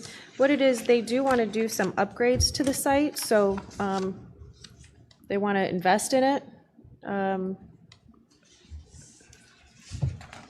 I have no words. I just said, okay, I'll take it to the council, but it's Guess I'm laughable. not seeing the value to us. No, yeah. How long's our current contract? Well, the current good one for? was an initial 5 with 17. each year, yeah, consecutive after, unless one of us Yeah, says something. But the current contract hasn't expired yet, has it? No, that's what I'm saying. It was set up for 5 years with Okay. single year renewals, continuation unless somebody says otherwise, with a 7.5% each. I don't know if it's each Year year or after that, each yeah. 5 years. Yeah, I guess it did, Total. yes. I'm looking On at this. paragraph 3. The way I'm looking at this is that the initial contract that was set up in 2020 was set up as an initial 5-year term with 17 consecutive 5-year renewals, meaning that it would automatically renew, what's 17 times 5? That's what I got. And so they're in the middle of the second renewal with decades left. And so they did offer us, though, if we did like the option of a lump sum, or if we just would like to lump sum of $375,000, 290. If we wanted a lump sum, we could take that right now. Purchase the property. No, just to, It's on our water tower. yeah, I can't. Oh, yeah, excuse me, sorry. No. or continue with the installments. But, I mean, if the council would so like, I can tell them we're not interested, because I would have been, that's where I'm at. At this point, unless someone can convince me otherwise, I guess I'm just not interested. Okay. Do we have a motion? I'll make a motion to pass on this contract offer. Okay, we have a motion by Support. Edwards, support by Care, to pass on the proposal. All in favor? Aye. Any opposed? None opposed. We have our resolution for approval of the off-premises tasting room license. Mr. Raz spoke to this earlier, kind of just housework as usual, just need to pass it in order for them to continue on in their opening. They're hoping to be open by Peach Fest. Been in the village office or received their zoning compliance and working to a little bit of modifications with their permits. So with that, do we have a resolution? I'd like to make a motion to approve the resolution for off-premise tasting room license. Support. Okay, we have motion by Care, second by Throne. Do we have any discussion? You say you currently have 6? Can I talk to the person They here? can have 6. I don't, how many do you Okay, have currently? Because you cut me short previously One? on the Okay, public. so this would be your second? Okay, so this would be their second tasting room. Okay, thank you. Okay, all in favor? Aye. Aye. We have any opposed? We have none opposed. Moving into our village planner contract renewal. This was brought to my attention by our village planner, who sent me an email bringing it to my attention that our contract is up. I have this in here. I did not, however, place her proposal, as in I assumed we were going out for bid, so I did not want to skew or muddy the waters. I just wanted you to see what the current contract was, where we were at with that, and get a motion from the council.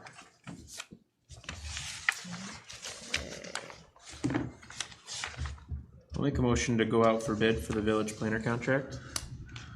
We have a motion by Care, Support.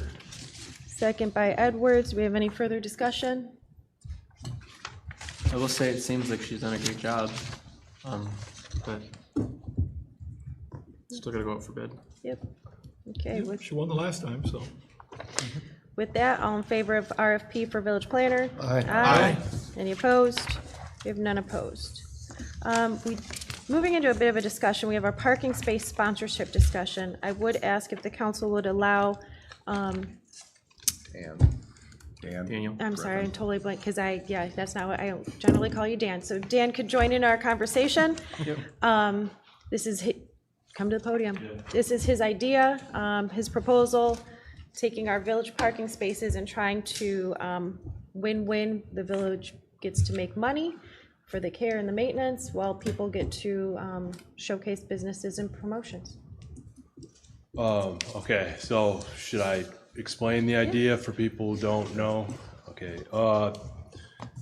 the idea I have from being part of the parking task force, because I've been at the barber shop, I've been listening to people complain about parking for 20 years, so I think about it a lot, and I joined the task force, and I wanted, us to achieve ways to create more parking, but that's very difficult to do with limited space in this village. So then we were talking more about how to raise money for parking costs that, correct me if I'm wrong, but I don't think the village has a budget for. So I just thought of how could we get people to want to give money to the village for parking, and the idea is to basically sell our parking spots to sponsors. So not that they get to own a spot to use, but they get to paint a spot. And I think it would be, you know, I think it would look cool. I think the potential is to raise a lot of money, because I believe it will be successful. And I don't want it to cost the village any money. And yeah, that's what it is. And So think more of like the high school seniors when they get to paint their parking space. Griff would go out there and put in the Romeo Barber and paint that on a parking space so that it's advertising. Yeah, we talked about I'm pretty sure. I don't have a big presentation for this because I still have questions. Legally, I hope Mr. Clark can answer for me, and I think it's going to take a lot of discussion. And also, if 4 of you don't like the idea, then it just doesn't happen, because pretty sure it has to be an ordinance. And when you create a new ordinance, does that mean you have to have a public hearing for it? So, yeah. Then if the people of the village don't like it, like they didn't like the $1 an hour parking, then you guys might not want to do it. So that's why I don't have a big presentation for this, but I put a lot of thought into it, had a lot of conversation about it. I believe in it. And so if you guys have any questions or concerns, I think I can answer them. I think it's a fun idea. I think it's worth a try. The parking commission thought it was a good idea because it would raise funds for parking maintenance. Yeah, with the right regulations and guidelines put into place, I think it could be fun. Would the spaces be for anybody? I mean, let's say you're sponsoring these 4 spaces here, and just anybody comes and parks in those spaces. Yes. It doesn't give you don't own the spot. Nobody gets excluded from parking there, but just advertising. You're basically buying a billboard. Yep. And it doesn't have to be for advertising. I think that's just the perk of it, that you'll probably have a lot of businesses that will be happy to do it. But, I'm hoping for just regular people, just like they donate benches and whatever, they might want to have a, art commemorative, or just to do the art for fun. That's why I'd like it to be, less expensive parking spaces and more expensive parking spaces. But I went around counting the parking spots in the business district, and I counted 231 definite spots, because I'm unsure about Main Street. Yeah, we talked about probably not on Main Street. And then 57 spots in question, and that's not including handicap, because I don't think they can or should be done. So would this be like for the summer, for a season, for that year? The way I see it is for a calendar year, because it's going to take a lot of effort for an artist to paint. Let's just say 10 by 6 feet or whatever it's going to be. Because pretty sure you got to leave a good 6 inches or so from the lines. You can't obstruct the lines. But I'm hoping Main Street can be done. I'm hoping Rawls Street can be done. I'm pretty sure parking lots can definitely be done. There might be some excluded spots because of the quality of the asphalt, but my thought is this would raise the funds to fix that eventually, So what I want out of, my concerns and what I want for this project is I want it to be quality art, So we'd have to get creative on what we allow. You'd have to submit what you want to paint before, and we'd have to approve it before you can start. So that would give you, I just figure no one's gonna care about the winter time, it's gonna get messy. But I guess for each calendar year, if we can get this going by 2027, then you could paint in the spring. It should be nice and neat and visible. Into fall is when you have the most traffic, I think.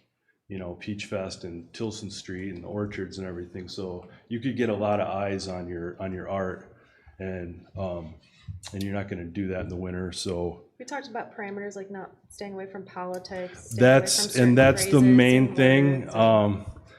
If we're gonna be in the news for First Amendment stuff, I'd want it to be for success and not controversy. So that's a big concern of mine, is to keep it completely politically and socially neutral and really focus on art. I'd really, if we can get creative, that's my question too for Mark, is if the village can do this, if it's an ordinance, what can we require as opposed to suggest for sponsors that want to create the art? That's the main thing. Like how picky can we be to guarantee quality art and not discriminating, if people want to paint social issues or whatever it may be, what can we exclude? How much can we exclude legally, Well, and it's a loaded question for Mark too right now, because we don't really have a good set of guidelines, because right now I don't even really know that it would need to be an ordinance. It could probably be a resolution. But at this point, going into the weeds too much about the specifics about something that isn't even really well defined. Exactly. I just wanted to get this on here to get the idea out there, see what the board thinks. I don't know if it's something you can or would vote on to get started tonight, but I mean, I have the ideas. We have a lot of creative minds and people that can talk about it and get it on paper before it gets started. Nolan, do you think this is something we could include with the parking task force? That's the goal. Yeah, I think we can can put the guidelines together, get them back in front of Mark. I agree. Yeah, I think this discussion more tonight's probably just more to see if there's a taste for it. Yeah. Is there any objection on the council? Does any member object or have any concerns that? I guess just the quick question I had is, has there been any discussion on who is the entity that would be overseeing the approval process? Not necessarily the enforcement, but if somebody wants to pay for it, they submit their design, what they want to do. Who do you think is the right person? Is that DDA? Is that the village board? Is that the clerk? Has there been any discussion? That's tough. Well, that's why, I guess, like I said, I'd like to get creative to guarantee quality art. Maybe it's Starkweather, maybe it's actual. And yeah, whoever gets the final say, I'd like it to be, the rules defined enough to where there's not much debate, to where it wouldn't really matter who is approving it. Sure.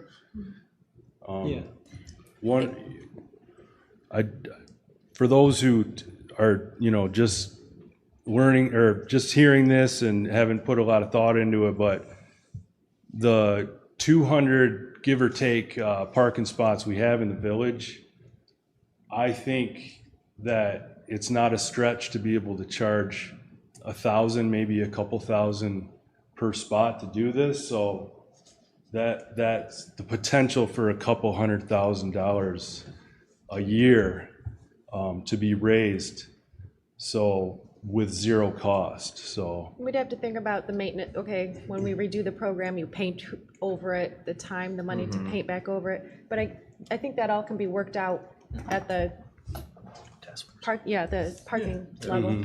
Thinking about it, I think it'd have to be a two-step process. You'd have to have an approval committee, and then maybe the building department, since they handle all of the permits anyway. So once you get your approval, you can come into the village. Yeah. And then get your permit to paint.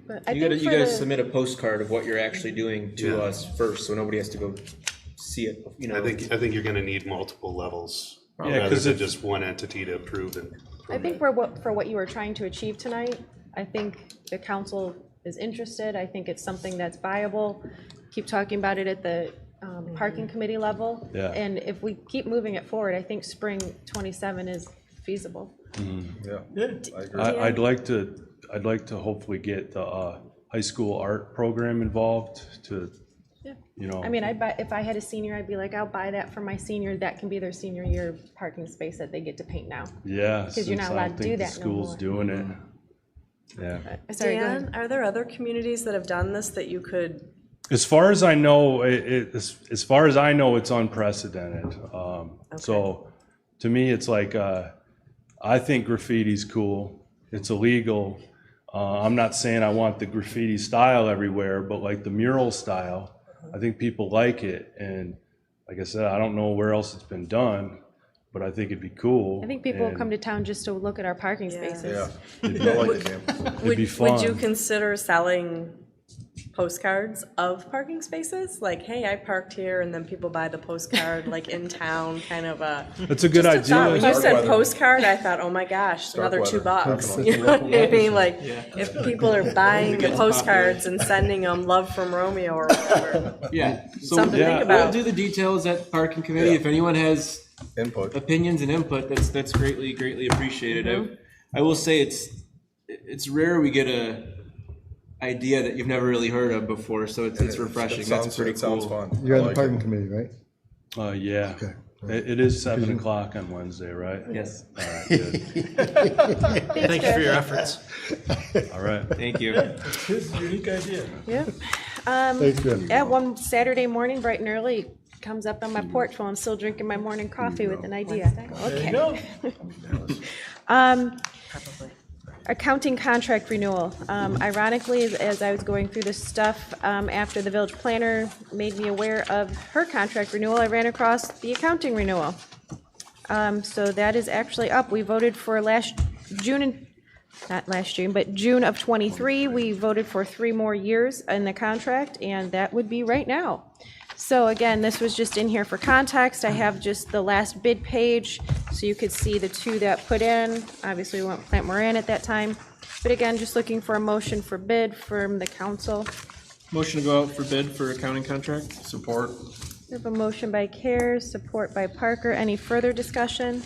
Yeah, just a quick question for the board. One of the discussion points that we had during our budget discussion was how much additional responsibility our treasurer could take on to alleviate some of that responsibilities from Plant Moran. Again, trying to own as much as we can within that process to alleviate the budget and truly maximize where our accountants' efforts are put. I would like to see that as a part of this discussion. Would we have to put that into the treasurer's job duties? Yes, but you have to understand that what you're asking is literally making the treasurer an accountant, and that will take away from the duties that they're currently performing, and then likely, so whether you did it to my position or the treasurer or anybody, you're going to have to hire more people then, because that is a full-time duty, and it's going to take away from the duties that they already currently do. Now, granted, Miss Miller is part-time, but municipal accounting, there's a reason why every municipality hires out right now, as far as I know, hires out accountants, because the way municipal accounting has grown throughout the last 30, 40 years, it has become a beast, and you hire these people because they insulate you legally. They're aware of the ever-changing landscape that the Treasury Department and the state are constantly requiring. So it becomes a bit of biting off more than you can chew. I understand the appetite for wanting to do that, but what you are asking, you're essentially going to ask that we are going to have to start hiring other people to make up for the deficiency in what one person is going to have to then take on in roles and responsibilities. Okay, thank you, Clerk Lucero. I do recall the conversation, though, and I do believe that it was a matter of not, I want to say, light transactions, certain gonna say basic, but you know, the lighter. Accounts payable, receivable. Yes, there were certain things that could be done, and I think that's what you're referring Yeah. to. Yeah, and I understand Clerk Lucero's point of, I don't want to put us in a position where we bite off more that we can chew, and also want to make sure that the village is insulated and legally protected. But are those the low hanging fruit, so to speak, that we can address, that we're comfortable with? I agree. That again maximizes our dollar. Yeah, there was just some of the tasks I do recall that Yeah. were, yeah. But we can clarify them and put that in there. Yeah, good. Did I call the roll on that? Not yet. Okay, we had a motion by Care, support by Parker, for the RFP. Kara, would you be amenable to amending your motion?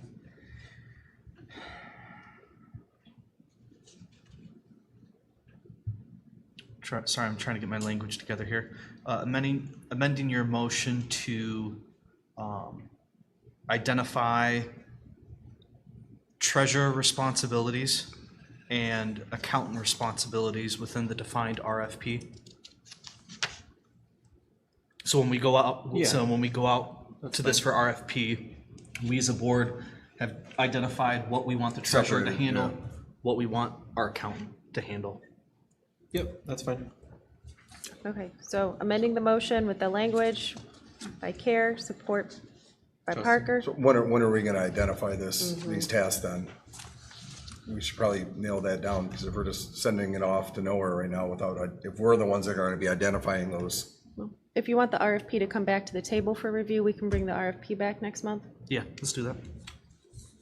Do you feel confident, President Poznanski, just separating those a little bit? Because it sounds like you have an idea of what Zach is thinking Yeah, I about. do have an idea of it. There were a few different things, even the accounting had kind of brought up. They just kind of took it on, had been doing it. There were a few tasks that could be handed off with training. So bring the RFP back for review. I'll rescind my motion. I'll make a motion to bring the RFP back for review with identified Separation.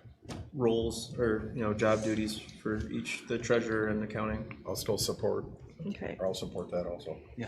So rescinding the original, making the motion Care, second by Parker, to come back and bring the RFP in August. All in favor? Aye. Aye. Any opposed? We have none opposed. I have for you the Village Park Sponsorship Program proposal. This is something that I created really quick.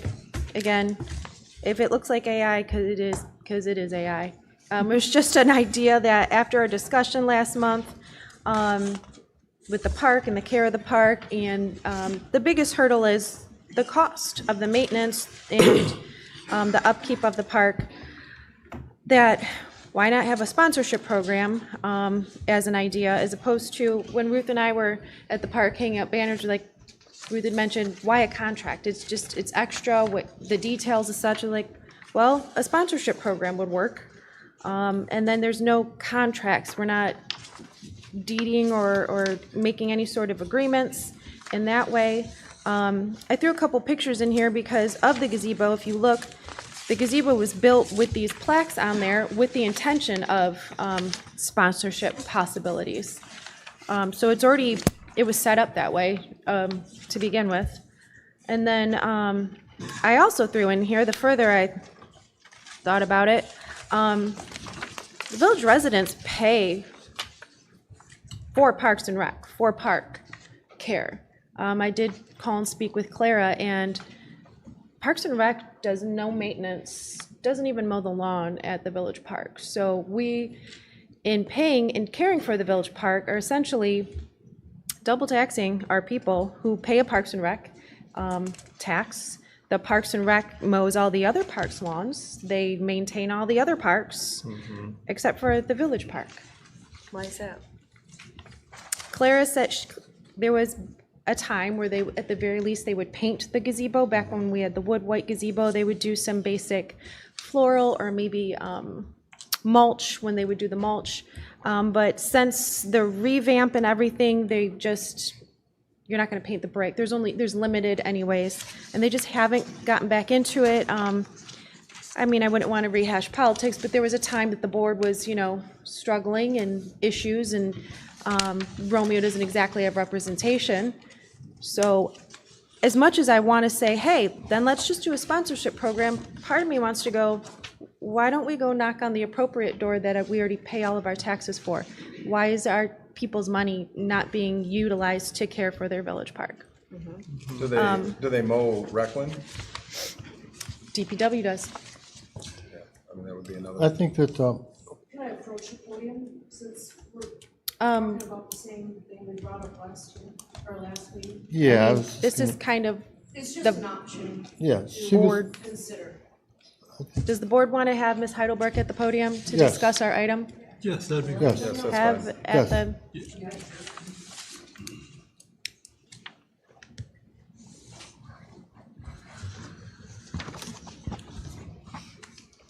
Thanks for bringing it back up at this meeting.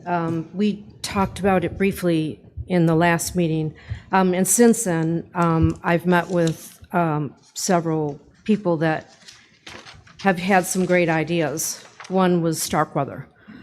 Starkweather is funded by a trust, and my offer is to take on the continued adoption of the village park maintenance for the rest of its days, much like Starkweather, and fund the park through a village park legacy trust in perpetuity. And that way, the park would always be funded, not, you know, politicians and community leaders come and go. But if the park was formulated into a legacy trust, that would fund it for the rest of its life, for its rest of its days. And that's the offer that I'm looking for, to offer to the board. Private philanthropy can provide for this park, ensuring that years of restoration and preserved regardless of future leadership changes, and remains the people's park for years to come. So I would like to offer that as part of this arrangement that we're looking at formulating. And I have spoken to my trust lawyers, and they can write it up for your lawyers or for Mark to review. But I'd like to make that offer. It would solve a lot of things even after, you know, all your days and in my days. It would keep the park at the level, and you guys could decide, you know, we could agree on what level to bring it back up to, and then maintain it And in this through a trust. In this trust, you're doing all the basic maintenance of the water lines, Right. cleaning them out, winter, spring. Mowing, fertilization, irrigation, that kind of thing, sealing of the decorative brick and all of that, which, you know, every couple of years you have to It do. needs to be done. Right. And then it wouldn't have to be a question of whether there was funding or not. So you want to create a trust, put the park within that trust, and then who would be the holder and members of that trust then? Well, that trust would be attached to my living trust, and then there would be a committee, typically. That's how Starkweather does it. And it would be a committee, but, I mean, it's a small park. There's not much to decide, but But once that park goes into a trust, then the village it's still, it's the, loses the ownership of that. oh, no. It's the care of. No, it's just for Just the maintenance. Okay. It's a maintenance trust. It's not, it is owned by the village, absolutely. Is this what the Starkweather alley is? It's much like the Starkweather. That's who gave me the idea. The maintenance trust, so the committee would ultimately define the standards and the maintenance. Of maintenance. So the village would not have a conversation in that part, it would be the committee, I correct? mean, the trust could. What do you mean, had the to village? Include the village president. I'm sorry? The trust, it could be written to include the village president, whoever that may be. That's the And then the village representative president could board. always then come back to the board. Yeah, just like you guys represent other entities, you know. But Could the be a board would not liaison. have a deciding factor. They would just, Sorry? the board would not be a deciding factor in anything. They would just have a representative. Or a Is that- liaison. Okay. You know, they're gonna change every 4 years, so. Now they're not, and they're not taking care of our park. Yeah, I mean, realistically, and if you're trying to remove the politics from it, why would you even have the president sit on it? Right. Behalf of the people, and the representative of the village. And, But there's yeah. no true. I mean, we just have to, you know, it's just like the way Starkweather works, you know, I mean, we're all gonna change. I'm gonna die, you know? I mean, it's set up in a trust and then it's detailed on, you know, basically what you're gonna be able to spend a year to maintain the park. And the village as the stewards would control that. I think it's an additional consideration. Absolutely. Thank you. President Wisniewski, with the sponsorship program, just so I understand and can delineate the mechanisms here, if we were to go this route, effectively, whoever pays for the sponsorship is ultimately paying for the funding, but the village would be responsible for Yeah, maintenance, the overseas, care, just like we are. responsibility. Currently, it comes out of, well, general fund, DPW hours, paying for the mulch, those sorts of things. And that it would have its own fund, and it would be put into that fund, and that's where that maintenance and the money would come from. So we have the two proposals, basically, what you have here and then what Ruth just presented to us. You can write it up informally. Yeah, if you could, As far as the trust, that portion has to be formal. Right. if we could see that and get that to our. I think it'd hurt to talk to Parks and Rec also, and see if they're willing to at least do some minimal. Yeah. Claire didn't know why. She has, Thank you. you know, it's not that hasn't been brought up. They just It's been don't like do that it. for years. I mean, it's not just you guys, it's Yeah. been back and forth. Who is responsible to maintain that? Well, park? it is the village's park. It's Village Park, so it is ours, and that is why ultimately we are taking care of it.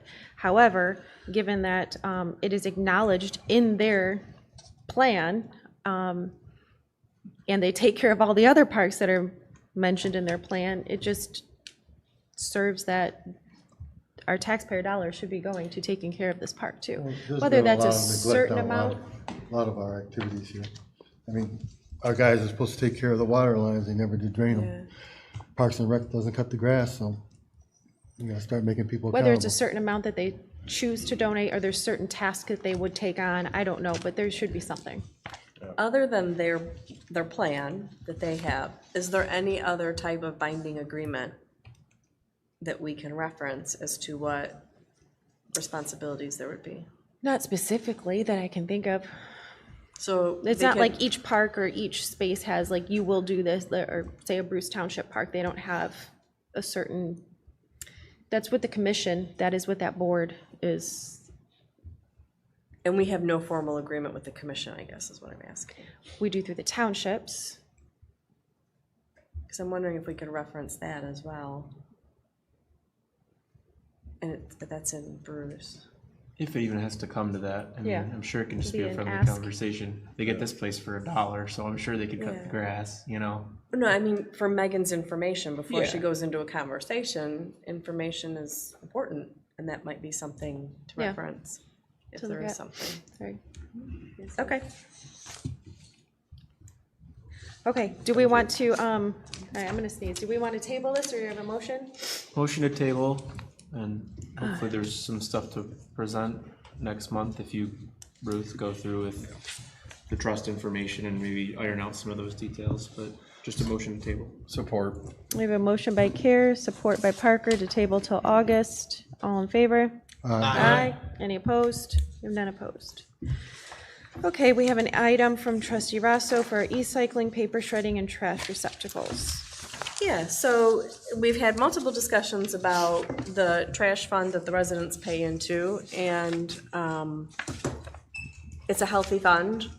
So if we could offer an opportunity for e-recycling, paper shredding, and maybe have some trash receptacles to give back to the residents, everything that they're paying into it. It's a common thing. A lot of communities do it. I think people might like it. How about So- batteries? How about batteries? Yeah, anything that, and most waste haulers can help arrange it or whoever, but I think it's something we should offer to our residents. Yeah, I mean, some cities do like hazardous waste day if you have old paint or electronics, batteries, stuff like that. I don't think that's a bad idea. Well, townships offer it. Hope maybe Once in a our while. current waste provider will kind of work with us to help off. I'm sure they have programs with other municipalities to offer some of that stuff. Because they don't want people sneaking in stuff in their every, weekly garbage anyway, so it helps them too. Yeah. So what exactly are you proposing or motioning, or what would you like to move? If we need a motion for the village to offer it, then I guess I make a motion that the village offer e-recycling, paper shredding, trash receptacles, and hazardous waste hauling on an annual basis. Do we want to I'd like to see get what quotes, yeah. Well, yeah, we have cost to. could Yeah, be? so not to start, let's make the motion Yeah. to obtain bids. obtain quotes. Yeah. I guess we'd have to start with our current hauler, right? Because that we're your already in motion? contract. What do we mean by trash receptacles? What are you thinking there? The big cans. If Priority destroys them, do they replace them, and if not? They do. It's Yeah. on video, and if we can see that improve, they will Yeah. exchange it. So if we can have some on hand. Putting them where? Putting them where? No, like your personal one you take out to the curb. personal one, okay. Yeah, and I think at one point they mentioned DBW could house a couple of them, just so people don't have to wait months on end to get them. Right. If we had them on hand. Yeah. Do you want it to be like an annual day, a regular thing, a monthly I'm thing? just trying to get, like, what kind of quotes are we, like, I don't know what to quite ask for here. Well, I would think maybe the trash haulers might have a standard program or, ideas, because they do it consistently, but I would think at least once a year for these different things, and they can be broken up. Maybe hazardous waste is 1 month, and paper shredding is another, and then e-recycling a different month. I don't know, it's a I think pretty I've seen standard. Bruce do it. I think They do. maybe twice a year. Yeah. Yeah, we used to join in together. Yeah, we used to Yeah. work with them on that. Instead of a motion to go out for quotes, do we maybe want to research it a little bit more like what Bruce does and see if we can just go in with them on it or something, or? Washington has it coming up too. Yeah. Yeah, do we maybe just want to table it till next month and talk to them first before we just talk to the townships? Get quotes. I'd like to at least see it like this many times a year is this many times a year is this, or we could spell it out first. Okay, so the motion is to table, Yes, motion to table. Support. support by Throne for August.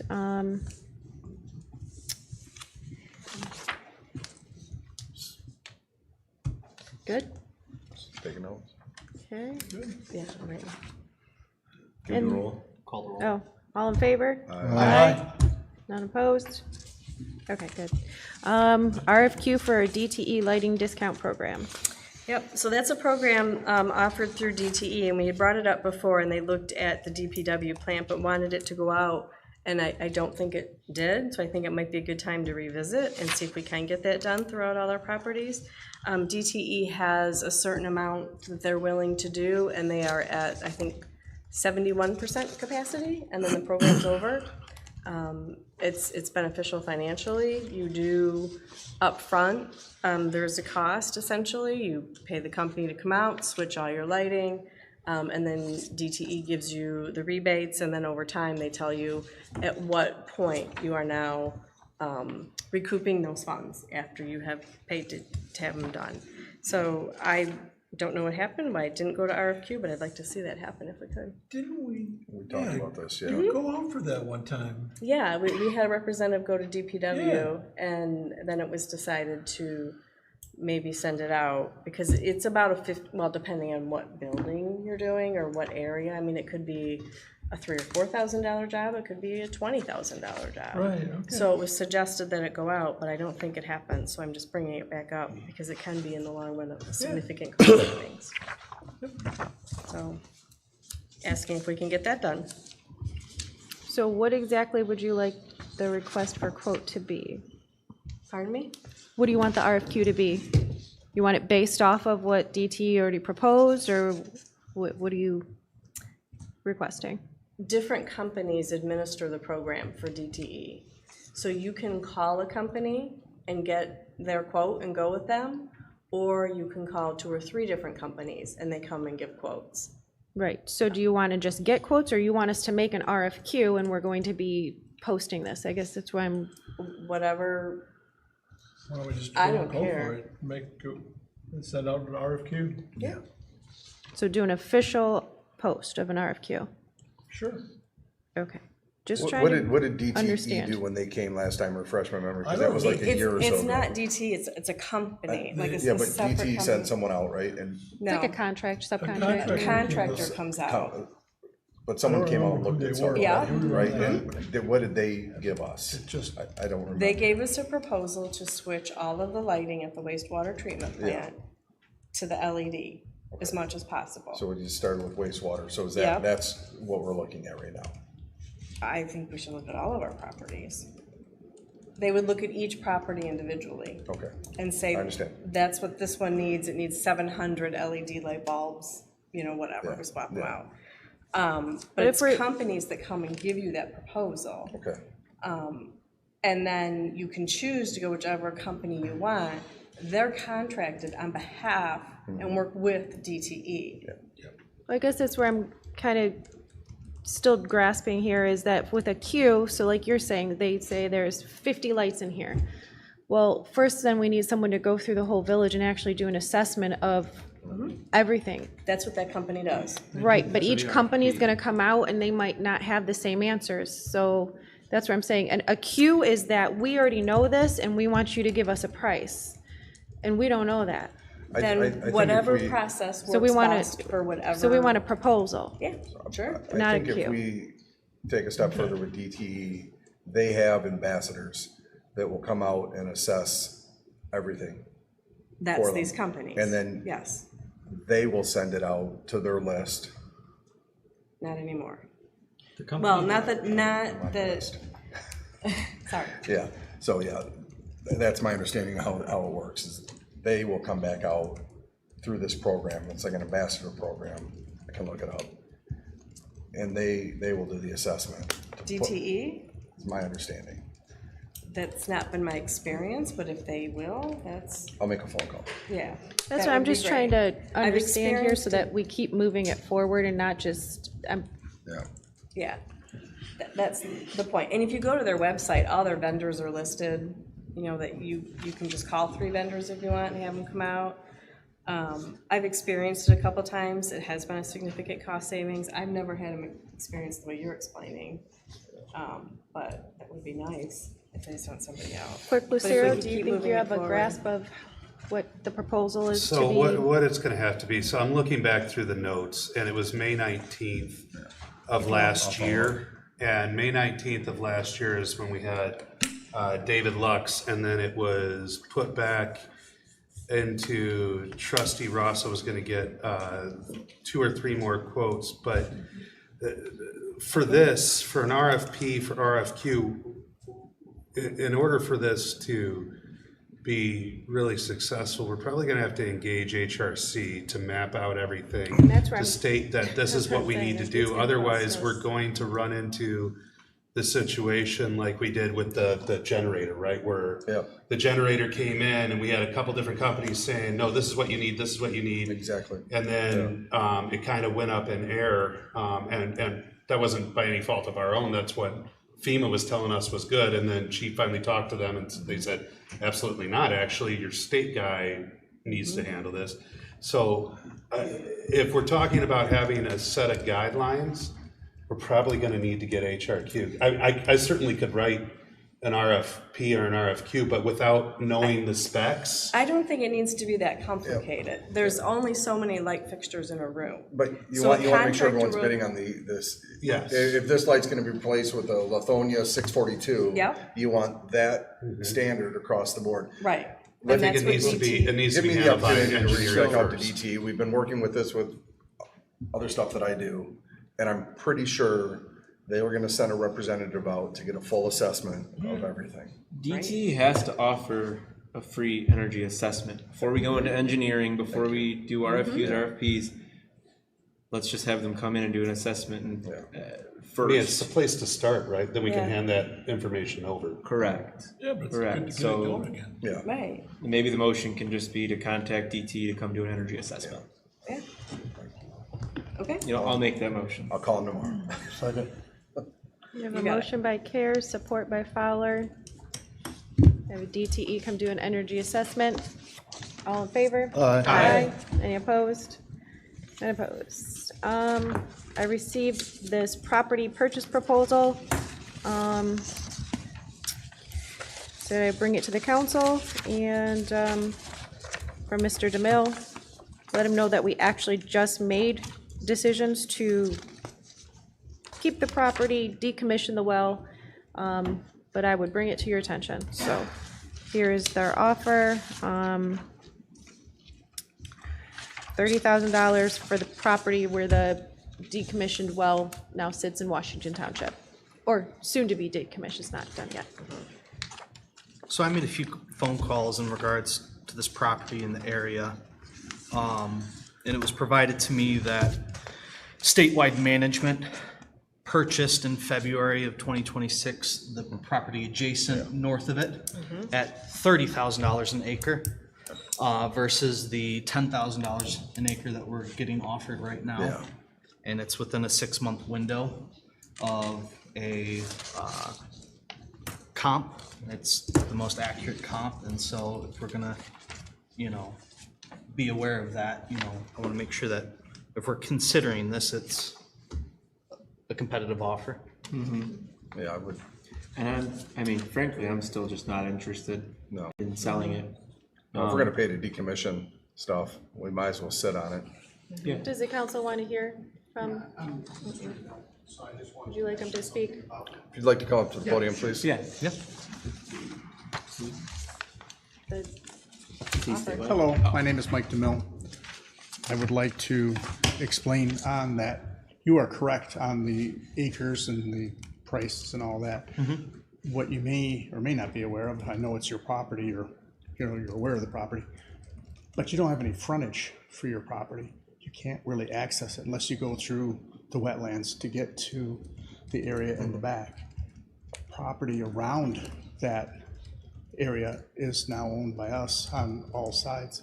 Doesn't mean you have to sell it, of course. You don't have to do anything if you don't want to, but what we were thinking is, while we were in the process of perhaps developing the property over time, the time to look at doing this would be now, so we can incorporate it in a plan to utilize it.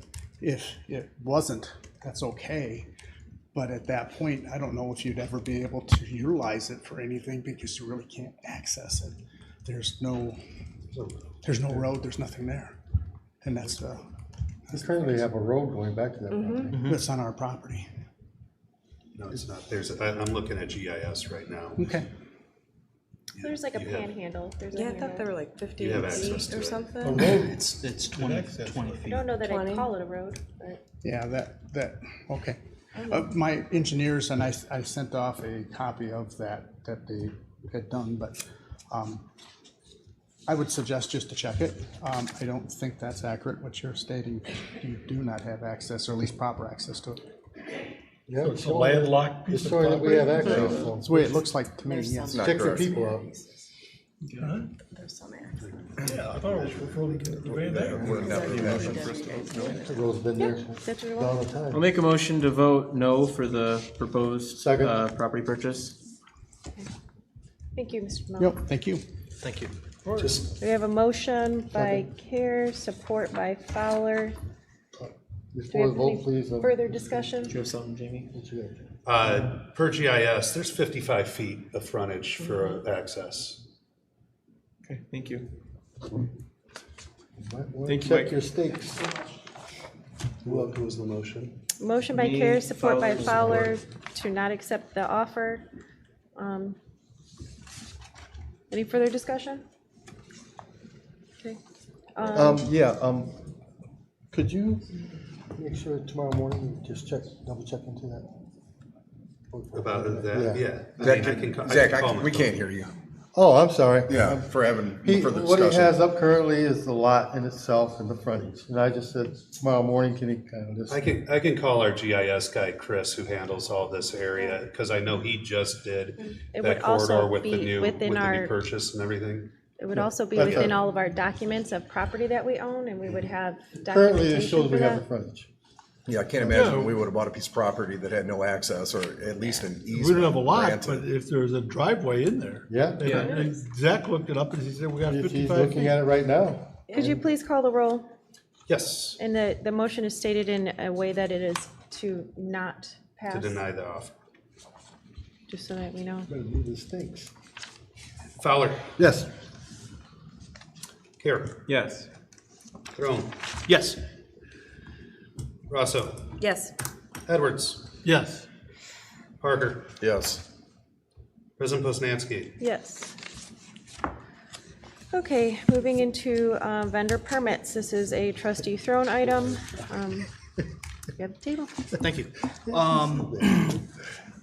At one of our budget meetings, I mentioned the idea of revamping our vendor permits, thinking about the ways that our village is utilized, and trying to address the revenue question that we have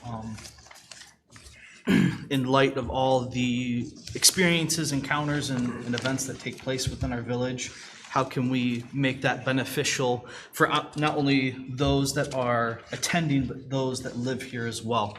And so from there, I reviewed our existing permit and compared that to surrounding institutions such as our Maida Fair, such as the East State Fair up in Imlay City, and quite frankly, looking at the fees and the regulations and the expectations that they place for vendors. I reached out to Clerk Lucero, and he notified me that this past Peach Fest, there was 22 vendors. And then there was also some other vendor permits throughout the year. But from what you have before here is a proposal for a modified permit that strengthens our expectations. It incorporates a revenue model. Additionally, what I included with this as well is upon reviewing this, looking at what our existing ordinance is, some potential, I guess, say gray area that I would look to Mr. Clark for consideration and making sure that what this does not, compete with the ordinances, and if it does, some potential resolutions that could be associated with it. My hope out of tonight's introduction of this was just merely conversation. And if the board was willing to submit it to Mr. Clark for his review and consideration, I would be open to that as well. Yeah, I think it's a great idea to at least identify how we could resolve some of the conflicts. I mean, it's nice because it gives us, a little bit better thumb, on the vendors. And it still, in a way, kind of encourages it too, right? Yes, absolutely. It helps clarify that use. So I think it's a really good idea. I appreciate the work you did. I'd be fine with at least letting Mark tackle it for a little bit. Yeah, Mark, are the expectations clear? Do you have any questions of what we would be asking of you? No, no. As I go through it more particularly, I may have, and then I can reach out and ask my questions, but I think I understand the assignment. Okay. Awesome. I did have a question, Zach. Yeah. I don't know if you can actually quantify it or if you want to, but when I went through it under vendor expectations. Yes. 1, 2, 3, 4, 5. The sixth one down where it says ample space will be provided to pedestrian traffic on the sidewalk. Mm-hmm.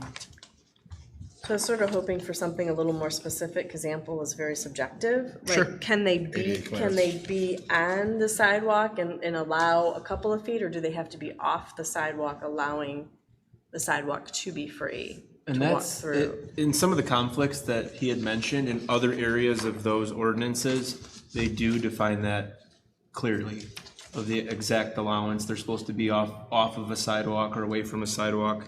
I know it's not tagged in here on this page, Yeah. but there already are existing ordinances that mention that. And you're right, it probably is worth reiterating it on the permit. Yep. But those are already well defined.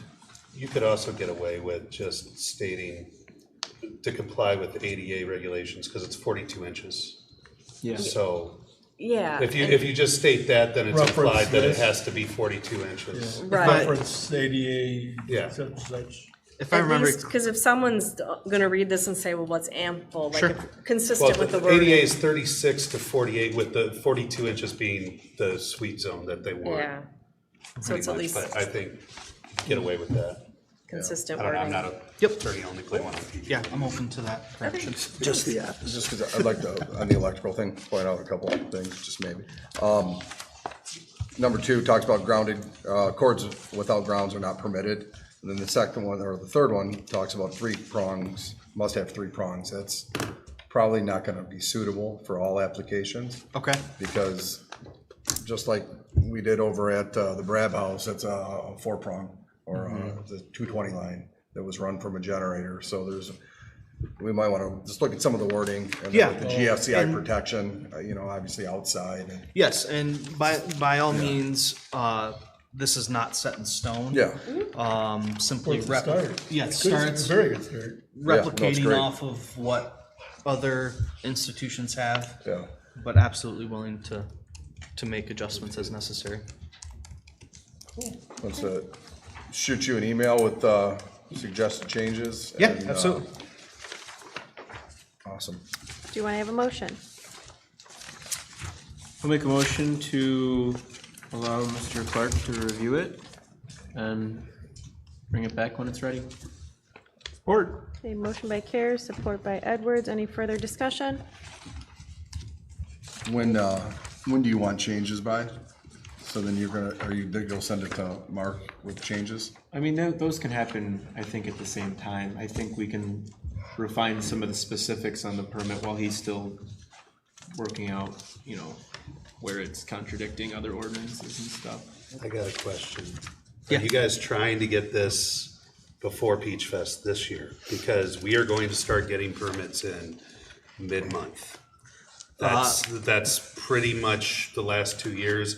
Like the second week of August, we start getting the permits, the Well, I vendor didn't say permits rolling technically, I in. think they're due Probably actually not. before our next meeting. Yeah, is my when they're intention due. was not to get this completed, set, done in stone, and expected for this Peach Fest. It could be done before Tilson Street. Correct. It could be, I think of this as sort of the introductory process as we're entering into some of our event season now. That, hey, everybody, this is how it is right now, but moving forward into 2027, this is what you'll expect in the coming years. Got it. I was just seeking clarification because of that. Yeah, I don't think we that didn't have time to like President Poznanski just pointed out, we need those applications before our Or next even meeting. next meeting, yeah. Yeah, so. Were the prices that were in there consistent with the other areas? So, The $50 and that $25? So price ranges that I saw typically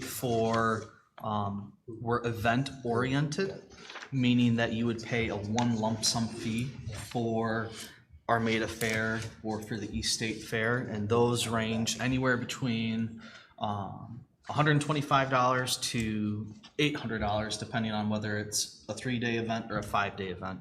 I would say the middle of the road was about $400. For an event.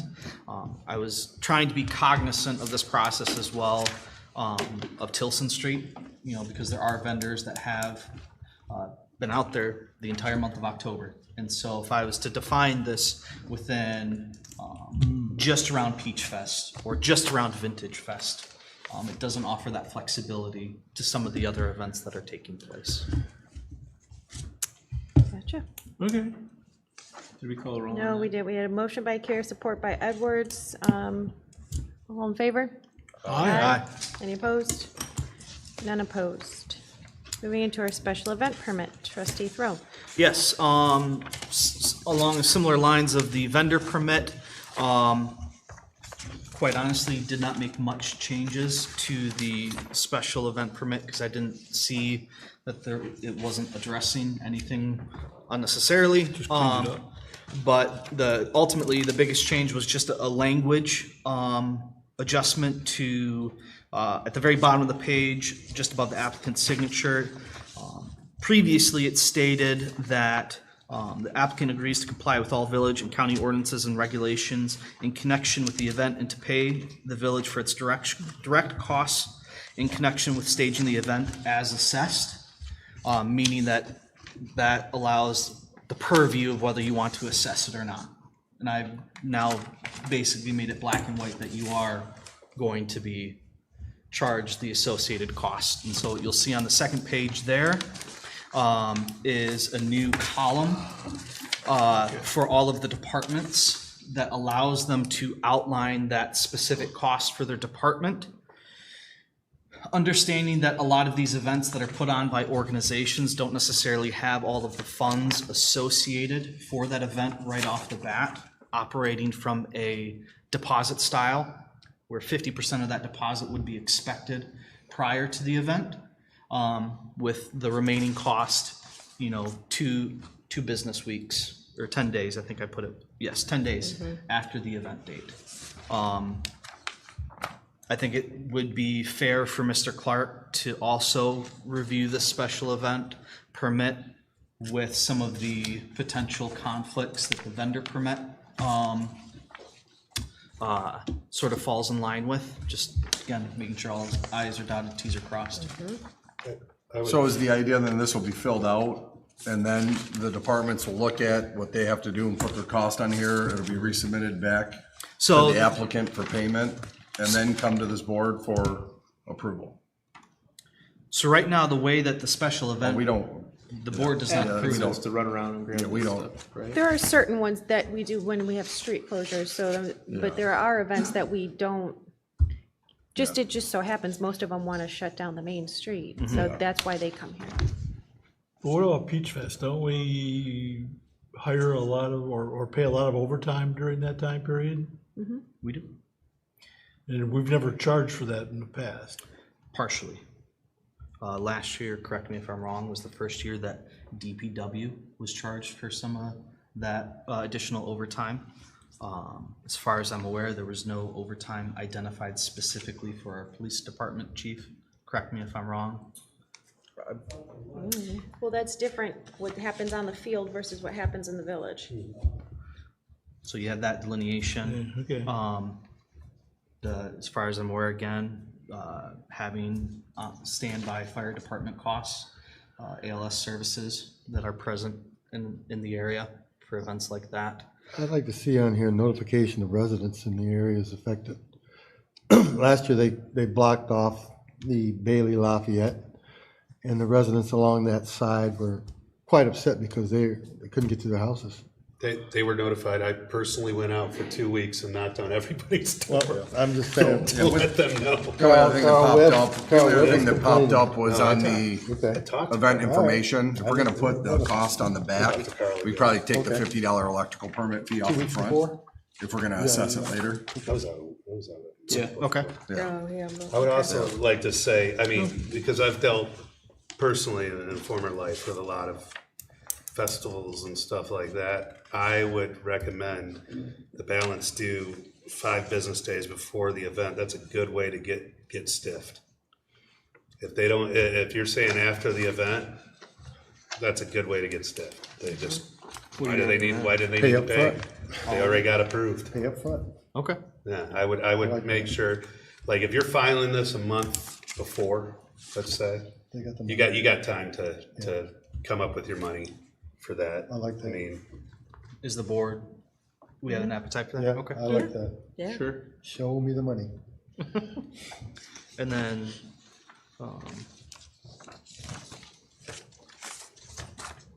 Justin, you said the $50. Yeah, if we were gonna include that on the back with the assessment after.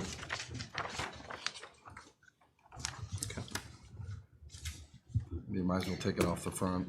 So do you want to, and just kind of writing on the clerk's tailcoat, so if it's 5 days before the event, they haven't come in and paid, do we just let the event happen, or do we say, or do we put it on here saying non-payment results in forfeiture of event permit or whatever? Loss of original I like that. deposit. I like that. Yeah.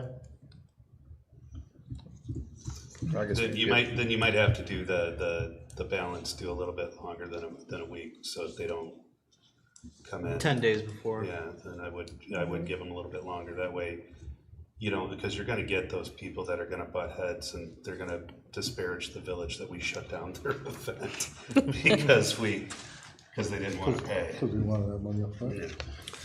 Yeah, but that's gonna be hard for them to explain because they didn't wanna pay. I mean, Right. Everyone's gonna look at them cross-eyed after that. We hope. I think with some of these changes, then what I'll do is I'll make those adjustments, add some of the language of this that addresses the process, and then I think it would be ready for Mr. Clark then to look at this one. Refine it, bring it back?